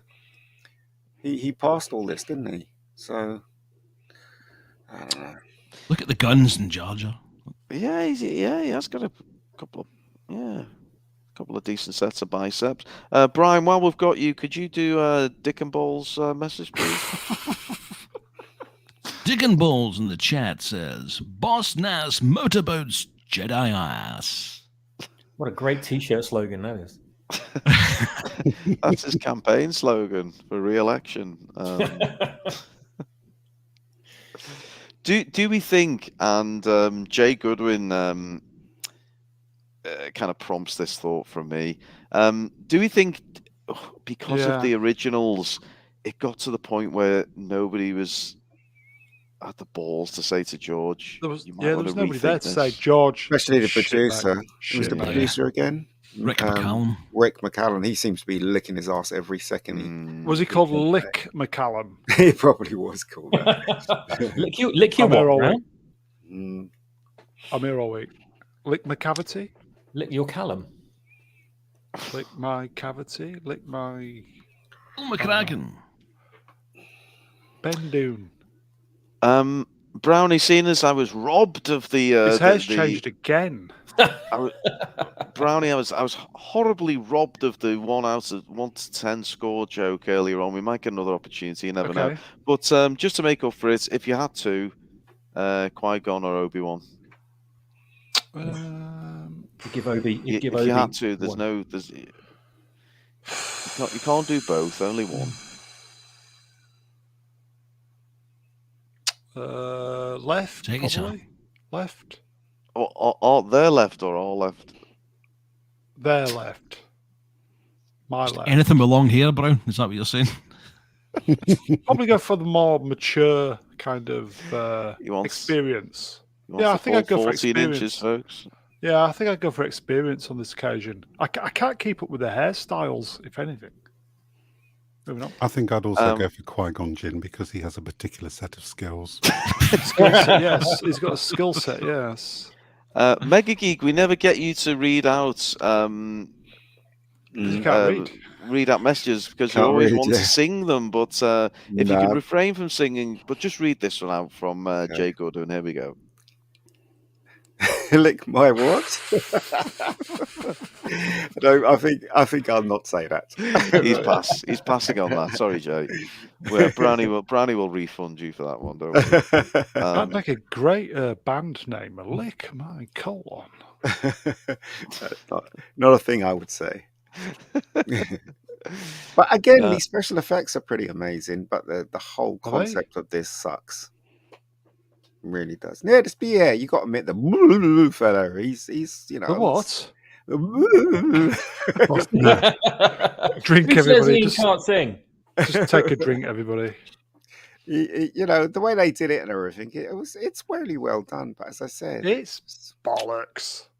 no, I think it's really well done. But as I said, the whole concept of this scene and where it belongs in Star Wars doesn't belong in Star Wars at all, in my opinion. But you know, there you go. We're here quite a while, aren't we, in this underworld? Yeah. Too long. Too long, really. Yeah. Really good point here. He says that the CGI looks like it's vacuum sealed in plastic. It's a For very freshness. very nice observation. I love the name of this submarine. See if Go on, anyone in the Bongo. chat knows it. Oops, I've just wasted it. Oh. Una Bongo. Yes. Oh, Is so- that- Really do they- deep in the middle of the Congo. yeah, Yeah, do they that's drink exactly in what the I thought, Congo? see. Master was a bongo. Bongo. They drink it in the Congo. Was that racist? Problematic, drink that now. Yeah. So it's at this point as well where not only we had the kind of drawn out pointless underwater scenes, but we then sadly realised Jar Jar's not a passing character, but he's going to form part of the team. Oh, God. Yeah. we're Obi-Wan's stuck not with him. impressed, is he? No, not from the get go. Like His most of the hair's audience. changed again. Christ. He's had it trimmed in between scenes. See, here you go, boys. Look, here we go. Bongo. Bongo, yeah. Remember Bongo. it. Bongo. Very, very problematic nowadays because you're just not allowed to enjoy anything anymore by This these film was shittards. success, wasn't it? This film was success, box office wise, wasn't it? Oh, yeah. Ruin, I gave you all the details for the. Oh, you did. I so You never rudely, read any I of got them out, did you? I get so excited with all the intros and then the singing and everything else. I can refer back to it Do now. you just do the budget and stuff like that? I'll just do and the then- budget. yeah, I won't yeah, go yeah. through the whole spiel. The budget for this movie was 115 million, and it grossed $1 billion. Did it really gross $1 billion? 1 billion. billion. Dear. That's like Z when he first comes on with the hot mic. Yeah, it bagged $1 billion. I love it Man, when he does that. babies, put that in your bongo and drink it. They actually made toys out of all these fish as well. Every single one of them. What? Did they eat the fish? I knew they did a lot of Lego sets, and that really did boost Lego sales. Yeah. Launching get the whole chips Star Wars as well? line. Well, Z, you would know probably the actual launch of Lego Star Wars was to coincide with the Phantom Menace, wasn't it? It was, yeah. Yeah. I think they did a couple of sets from the original trilogy. Obviously, you had the Millennium Falcon with the, Easy, Mike. and they all started with the yellow figures. The sub was an interesting one because I actually had this one, and Qui-Gon, Obi-Wan Kenobi, and Jar Jar Binks all had separate cockpits on the original Crotch toy. pits. Oh, wow. Yeah. Cool. Whereas in this one, they're all in the same one. And still to this day, doing rather well. The old Lego Star Wars line. I think one of my It is. Yeah. one of my favourites. I've got the original Death Star. What a great set that is. I do believe actually there was. you. There was an outtake of this film back a few slides back before they got to Otto Gunga with when they jumped in the water. That was taken out of the movie because George Lucas decided that lightsabers should work underwater, and it was when Obi-Wan's lightsaber had shorted out, and he gave it to Qui-Gon and said, "I don't know what I've done, Master." And he says, "Obi-Wan, you should know you should never use your lightsaber underwater." So they took it out and changed the whole law, like just before the film got released, and just had them using lightsabers underwater later. Do we read this? Smilex Empire magazine in the UK gave this 5 stars on release.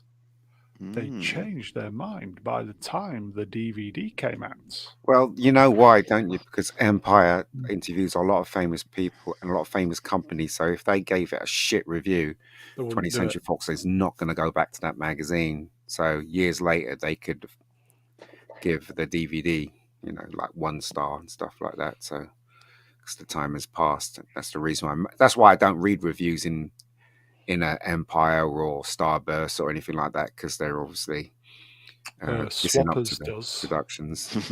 Yeah. Hence the hypnotization. Yeah. Is this a look at that moment, Brownie? No, it looks like. Do you remember Space Raiders crisps in the 70s? Yeah. I just the designs in this film is not very good, is it? This looks rubbish. Like crap. Yeah. Is that a mini Death Star in the middle? What's going on? Looks like it, doesn't it? It looks like rubbish. This design's terrible. Oh, take a drink if you would, was it Outer Spacers? They were crisps. Yeah, weren't they? Like maize. Yeah, they were great. Outer Spacers. Yeah. Chutney favour Outer Spacers. I love the prawn cocktail when they were alien. They got repackaged as alien spacers later on, and they were lovely. Don't know if there's a glitch in the slides. Have we gone right back to the start here, Brown? Because it feels awfully familiar. We haven't. Don't worry, Retrobates. But drink, drink, everybody. Just take a drink. Just have a drink, because we're talking more. Take drink. More trade disputes, taxation, and all the rest of it. But no, Z can tell us what they're really talking about. Go on, Z. What's he phoning up for this time? I think he's calling for a Chinese. Sweet and sour pork, please. Somebody say just eat. This is where he's querying whether they've killed the Jedi, I believe. And they say, "Oh no, they've escaped. They've run away." Well, no, I don't think at this bit he doesn't tell them that. But I know what I'm saying. We should not have made this bargain. These aliens here, they look like sexy. They look like very, very bad Jerry Anderson. They look like they're from Space Precinct, don't they? Yeah, Space. Yeah, very, very bad. Is this the one where they're going, the invasion is on schedule? Yes, it is. It is, yeah. And Sidious is going that he's got the Senate bogged down in procedures. Yep. It's getting bogged down. That, you won't find... We're getting bogged down. You will not find controlling Amidala difficult, he says.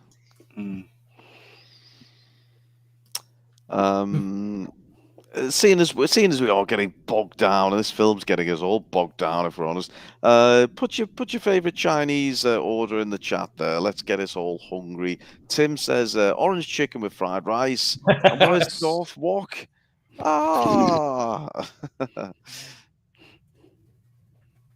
But meanwhile, with the trade disputes, back to underwater navigation, and is this we have some kind of sea creature here? So this is the Bongo, and the power is just about to fail. Right. So Obi-Wan is trying to put a couple of hot wire the thing.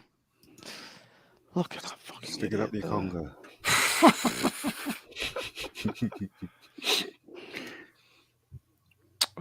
Okay, so more interesting. Here we go. Oh God, chat's moving up. Chicken. Number 2 with fried rice. Fried rice. Fillet of fish for my pie. Welcome to Friendly Racism on the Mr. Brownlines channel.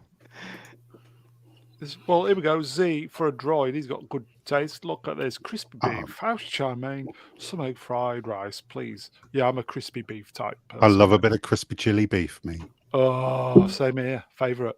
Oh, I'm quite hungry for that now.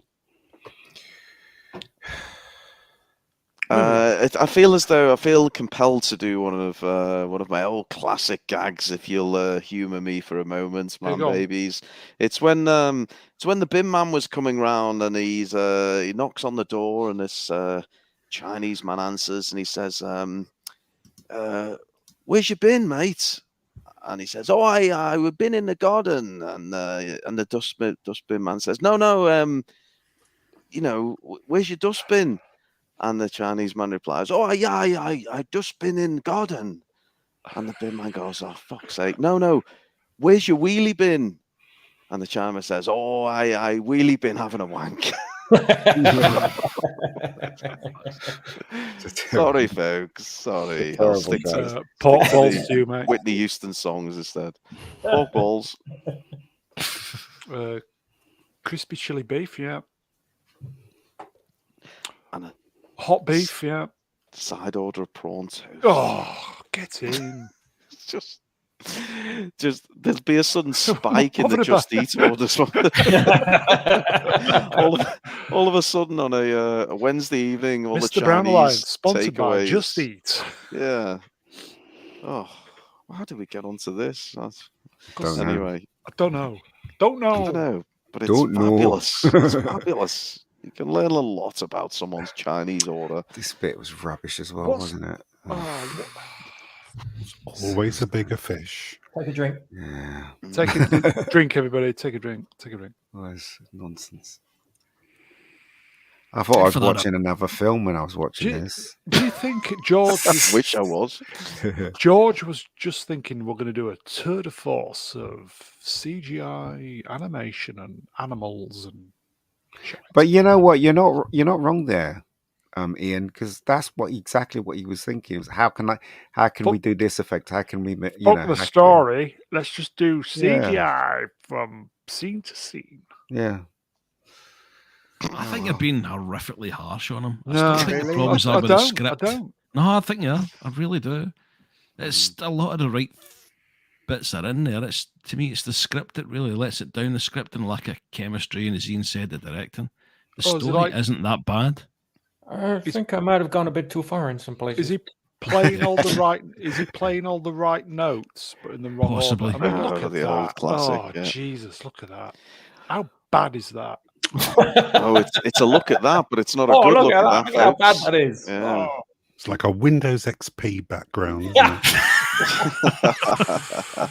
That is look at chat. Yes. Oh my God. At the time, though. Yeah. No, it was shit then. No, at the time, it you know. No, I think it still holds up today. To be honest, I know I'm criticizing it here, but it still looks pretty good on screen. Mm. We're beginning to judge this in a kind of Disnoid fashion, if you ask me. Remember the time it was, and it was groundbreaking. It was. Yep. That's what he's good at, George. I mean, look at that. Just look at it. That's beautiful. Look at it. Look at it. Only now have video game graphics just caught up with that. So where did this character go then, as savage. the story went on? Where did he go? Toilet. Dude, Jar Jar Binks. No, the guy underwater fella. He drowned. This is the scene where Star Wars died for me. But did he die? I can't even remember. He drowned. I can't even remember. Who's he talking about? Ian? The guy, Prince Voltan. What happened to him? Who? Prince Voltan. Oh, he comes back. He's not finished yet. Isn't No, but what happened to a him? rub-on? No, what happened anal to him cheesy? in the story of Star Wars, though? Did he appear in the second one? Don't The other know. one and the Don't last care. one? No, just No? this one. Just this one. Yeah. See, that's what I'm saying. What happened to him? Don't after know. this? Don't care. What the fuck are you talking about? What happened to Take a drink, Boss everybody. Nass? Boss Nass, that was it. Just saying. What happened Finish to the him? bottle. Everyone finish your bottle, man. I mean, we're called for Everybody desperate take a measures. drink and order Just I Eat. just wanted to know what happened to him. That's all. I thought because he's not in the second one, is he? Or the Oh, we're third getting one? bogged down He in turns up at the silliness end. now. Oh, he He's does. in the very last shot of this film. Yeah. Yeah. We are in trouble now. Oh no, he's done.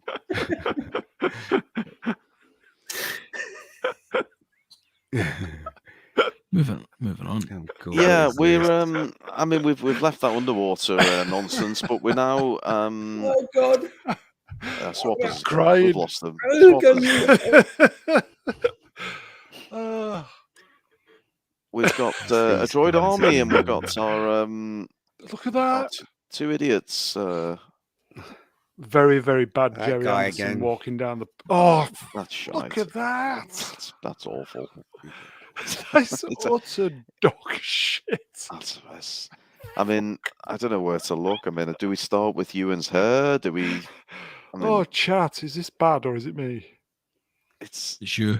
Oh, Have you it's found a couple of pills under the desk, Brown, from 1984? Oh, Princess see why Fiona I've- oh.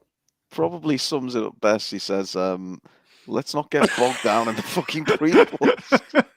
Well, I can honestly see why I've only watched this once. you've got So 6 can weeks I. more of this, Fiona. I can't George, even what were remember you what happened to thinking? anybody George. in this. I can't. I just can't remember this film at all. Brian, I said you're getting increasingly pissed off, Brian. Look, here you go. You sounds right. Sorry, Brian. Is anyone, I want to know in the chat, is anyone with Brian? Are we all being a little bit harsh? Or is anyone with And the Brian? quills are kicking in. We'll No, wait and see. I'm sure. I like it. I don't mind He's it giving at it a all. bit of love. Oh, I love it. enjoying this. It's the later ones that I have a problem with. The second and third film is really horrible. But this Adam one, Gray says it looks like a wallpaper swiped from DeviantArt.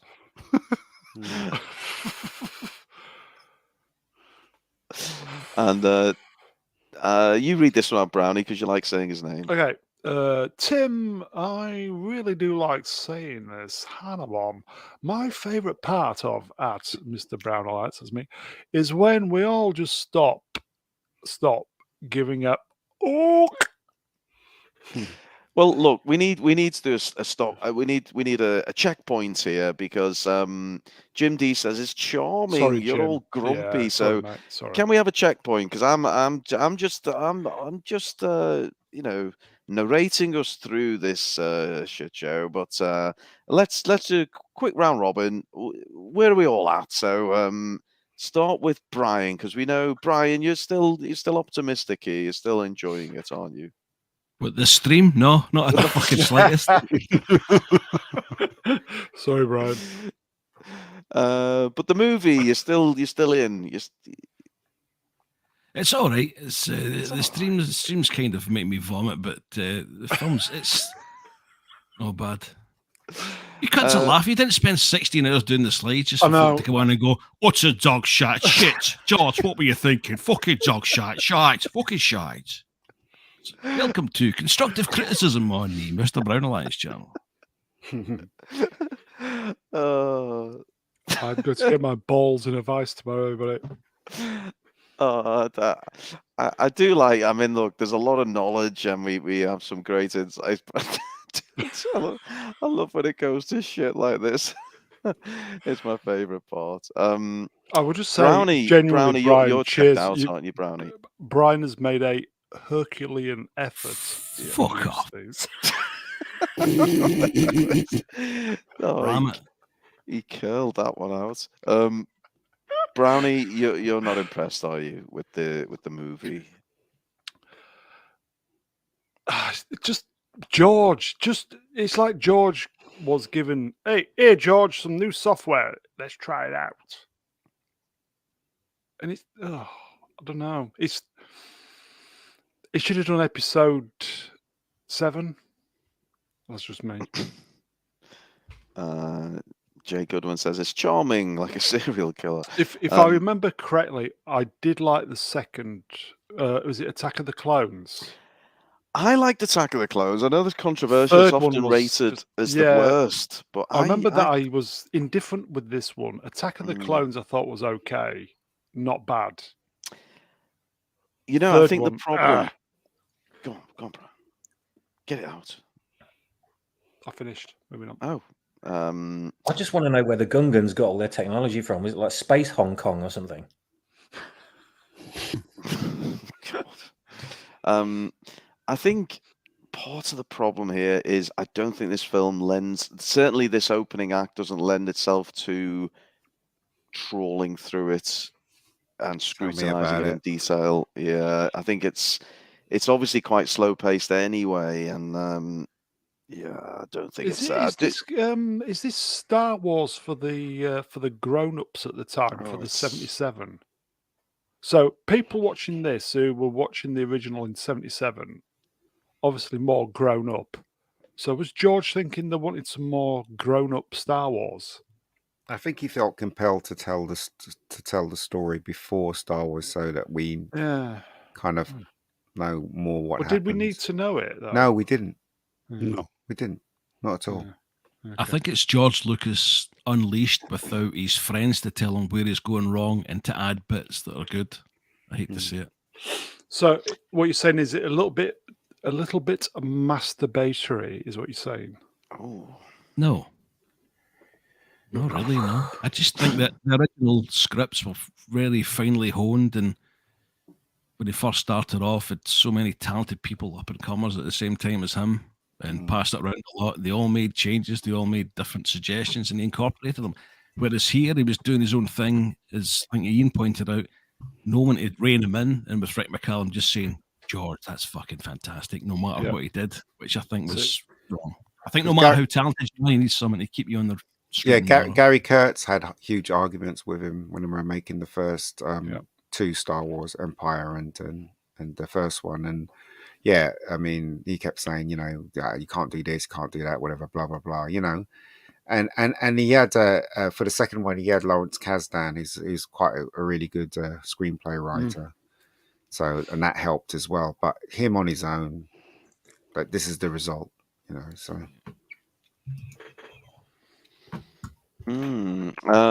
Chat there's a little bit of support, but generally not, I'm afraid to say. Z, you were saying you're sticking up for the movie, though. There's things you like about it. Yeah. I think it's beautifully shot. There are very few CGI moments in this that I think are particularly ugly. It's just the story is rubbish. It's absolutely rubbish. Yeah, it just everything just seems like ham-fisted in every way, absolutely every scene. And everything just so much of it is just convenience.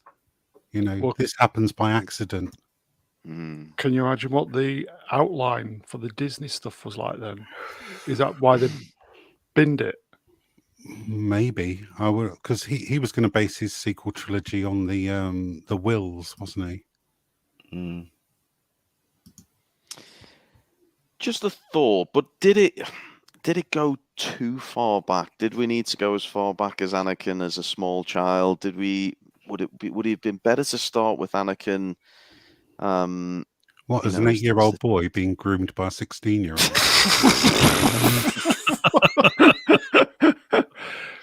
I don't know. Wasn't my choice. R.I.P. Rolf. I just don't think we needed any of this. The pulp stuff. Yeah. The Anakin turning to the dark side stuff. Yeah, great, but just 3 films to do it. You really should have just concentrated on that. You're right, Ian. I mean, it's just all garbage. I'm going to pull you up for a wee second, Brown. You said that it takes it's 3 films for him to turn to the dark side. Why do we need the 3 films? But at the same time, you said that it was rushed. This Revenge of the Sith thing, you said it was rushed when he turned to the dark side. So kind of have it both ways. It was rushed because literally in one scene he was okay, and then somebody said something, and then 5 seconds later he turned to the dark side. No, it that's took not the 3 case films. at all. Took 3 films to build yeah. up to that. I've got to hold you up on that as well. He started turning in Attack of the Clones, in my opinion, after the death of his mother. And Palpy didn't help, did he? Right, Palp just took advantage. Yeah. Different hairstyle, everybody. 15th one. Is that our man with the skullet, or is that a different skullet? That's the same skullet. Cracking Same skullet. skullet. Cracking brown. skullet, isn't it? Yeah. That's brown. Pure, Shut up. That's brown. pure philosophy on top there, and just outrageous party at the back. What's he got in his hand? What's he got in his hand? What's that? That's the ostrich egg to Queen Amidala's ostrich feathers. Okay. I'm talking about his head, by the way, not his hand. Yeah. So Z, we've got Amidala dressed up. God knows what she's dressed up as. It looks rather ridiculous. Is that Keira Knightley? That's Keira Knightley. Oh, that's Yep. Keira now. It's Yeah. Keira. What's the general gist of this? What's the flow of the convo here, Z? Qui-Gon lets them know that they're ambassadors of the Supreme Chancellor of the Republic, and lets them know. Amidala tells them that the negotiations have failed. They want to make contact with the Republic, but Captain Banaka points out that they've knocked out all their communications. So they're looking for transport so that they can get off planet. I knew you'd know that, Z. Thank you for bailing us out on that one. Brian, this is your chance for a bit of payback on Brownie. Can you read out Kirantos's beautiful contribution referring to our man, the Skullet Lord? Kirantos in the chat said, "It's Brown if he wasn't a cycling bore and instead became a geography teacher." That's a bit harsh, Kirantos. Oh, cheers, pal. Oh, Kirantos, Appreciate you don't that. need to do Nice that. He's thick-skinned, isn't he? He's a Yorkshireman. He can take it. What's this? Is this? What's the name of the band? Everyone, come on! Bee Gees? Get you this last chance in the chat. We're gonna Earth, wrap Wind this and part Fire? one up too. And who does what? I mean, surely Jar Jar's on drums. Isn't he? JJ and the KKs? Oh, Fleetwood crap. With their debut album, Hello There. Dick and Ball says 2 hours into the stream, we haven't even gotten to the pod racing. Not even off Naboo yet. I genuinely think we will be still doing this the week before Ahsoka. Oh, I think you might be doing it on your own, Ian, because this film's just rubbish. Take a drink. Take a drink, everyone. Kiriantos has got I think he's got the definitive band name, One Erection. Brilliant. And Smilex says they're definitely a prog rock band.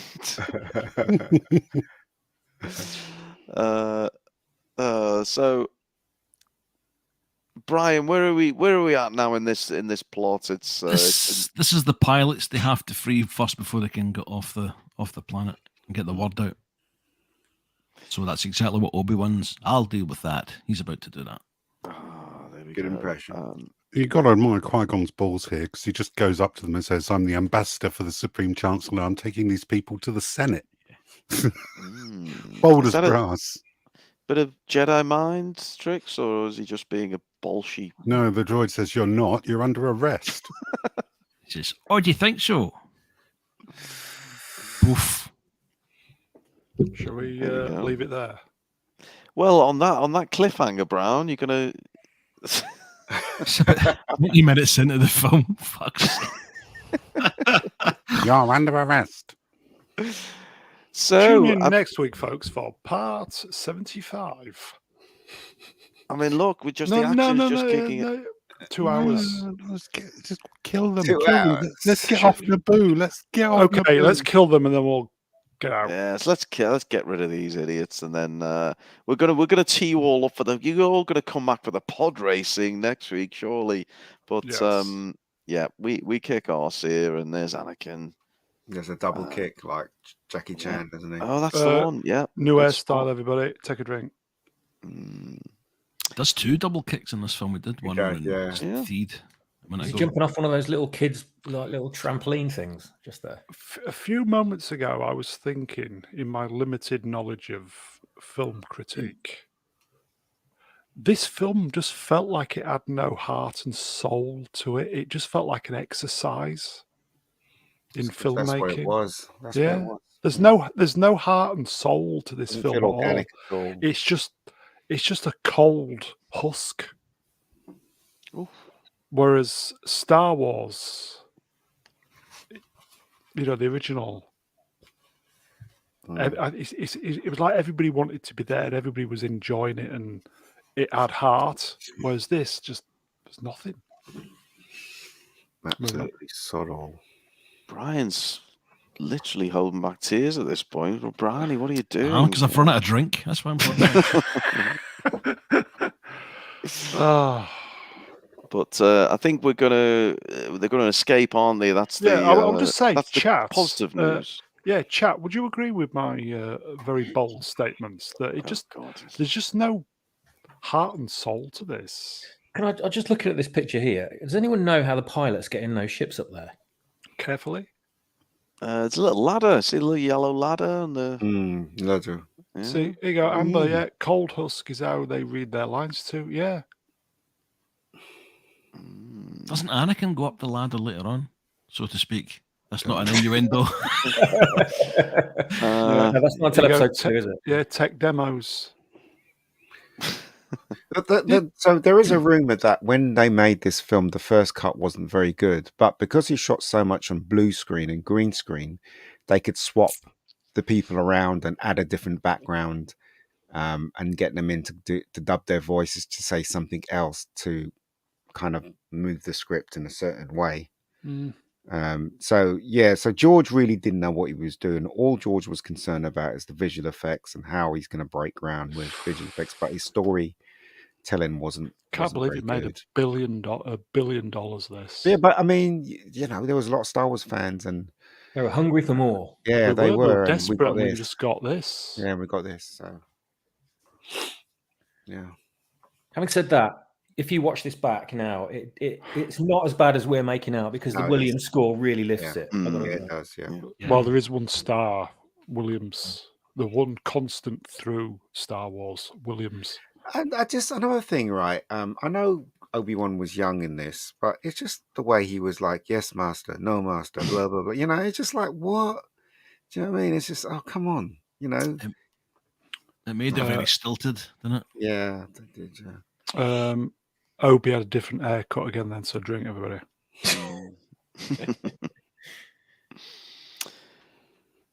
Well, they are battling through the cannon fodder, but they are going to escape. And are they battling through the green screen? Because didn't Ewan McGregor said there was just nothing to act against. It was just all green screen. And I think you can tell, can't you? I think that's a big issue with this. But even Ewan McGregor was talking about direction. He said he never got any. So there you go. It was green screen and tennis balls for Jar Binks' head. Guy was in it, wasn't he?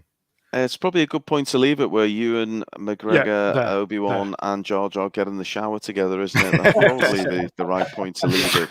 Kind of sums up the stream. I can't quit you. Yeah. So look, let's not end on a negative. Let's go around and let's ask you all, what are you looking forward to in the remaining parts of the movie? And start with Brian. Come on, Brian. We've got lots of good stuff coming up. What are you looking forward to? The finale, the end battle.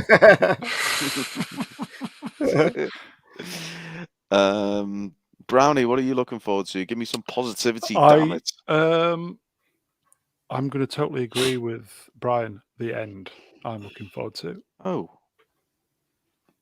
Okay, that's not great. Z, can you give us something more tangible? I'm looking forward to spinning. That's a good trick.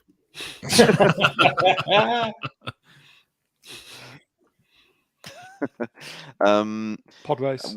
We've asked the chat what they're looking forward to. Probably a Chinese based on Maul. Yeah. But yeah, we've got Maul, we've got Pod Race. Yeah, we've got lots of fun stuff. Mega, is there anything in particular? No, Mega, you've not enjoyed it so far, but is there any morsel you're looking forward to? The best thing about this film, is the pod race that didn't make any sense because they put a 6-year-old kid in a pod race that didn't make any sense to them. He's still wondering if that character drowned, though. Yeah, well, I just couldn't remember the film, so there you go. I do like the Darth Maul scene. I thought that was terrific. Looking forward to that as well. Yeah, we're going to get some more. That's certainly worth looking forward to. Swap, as always, the voice of positivity. Can you give us something to look forward to? Midichlorians. Yeah. Looking forward to midichlorians. Right, okay. Well, that'll be an interesting chat. Well, I mean, that brings us to the conclusion of part 1 of the Phantom Menace, and wow, we really got stuck into that one, folks. So, is it next week, Brown? Are we gonna continue on? Yeah, with we'll this, continue. Yeah, gonna pull a plug in it. What do you? No, we'll continue. We're gonna do disrespect to Brian if we pull the plug. No, of course we're gonna do it. We've got the pod race. I can't wait. I love the pod race. Pod race was all right. Yeah. Okay, well, with that, I'm going to thank the chat as always. Some excellent performances in the chat tonight, and we are not worthy, but we appreciate your efforts. And thank all my fellow guests. Brian, thank you very much, sir. Cheers, Ruin. Thanks also to Brown, Cheers, Ian, Brian. Z, Swappers, and to the chat. Thanks very much. And thank you very much to Z, who really carried the stream tonight with his knowledge. He guided us through it and his humor. Thank you, Z. I'm still here. Thanks always to the wise elder of the channel, the voice of positivity. You'll always find the good in something. It's Mega Geek. Thank you, Mega. It was rubbish, seriously. Drink, everybody. Drink. Everyone's drink cabinets are empty. Cheers. They've all drank themselves out dry. And the birthday boys, Swappers. Thank you very much, Swappers. And we get you back for next week. You'll be a week older, but hopefully you'll still be around. Mr. Lucas makes exceedingly good films. Very good. What a good callback to his avatar. Brownie, I'll give you the final word. What would you like to say to close us out? I would just say, chat, you are genuinely fantastic. This channel is so blessed having such fantastic people in the chat. While I would love the channel to get more subscribers, we would probably lose the intimacy a little bit. I think we're at a sweet spot now. But anyway, chat, you are the dog's bollocks. Wonderful. And cheers, Ruin. Oh, you're most welcome. I've enjoyed it. It's always the worse the movies are, the better the stream is, as I always said. But yes, we'll do it all again this time next week on the Brown Alliance. Until then, I will call you all round. Yes, a big bunch of man babies. I'll wish you all farewell. Goodbye, man babies. Let me press some buttons. Bye, everybody. Professional. We'll press that, get rid of that. Don't forget, we'll be back at the weekend. Chat, you're wonderful. Tatty bye. Timing.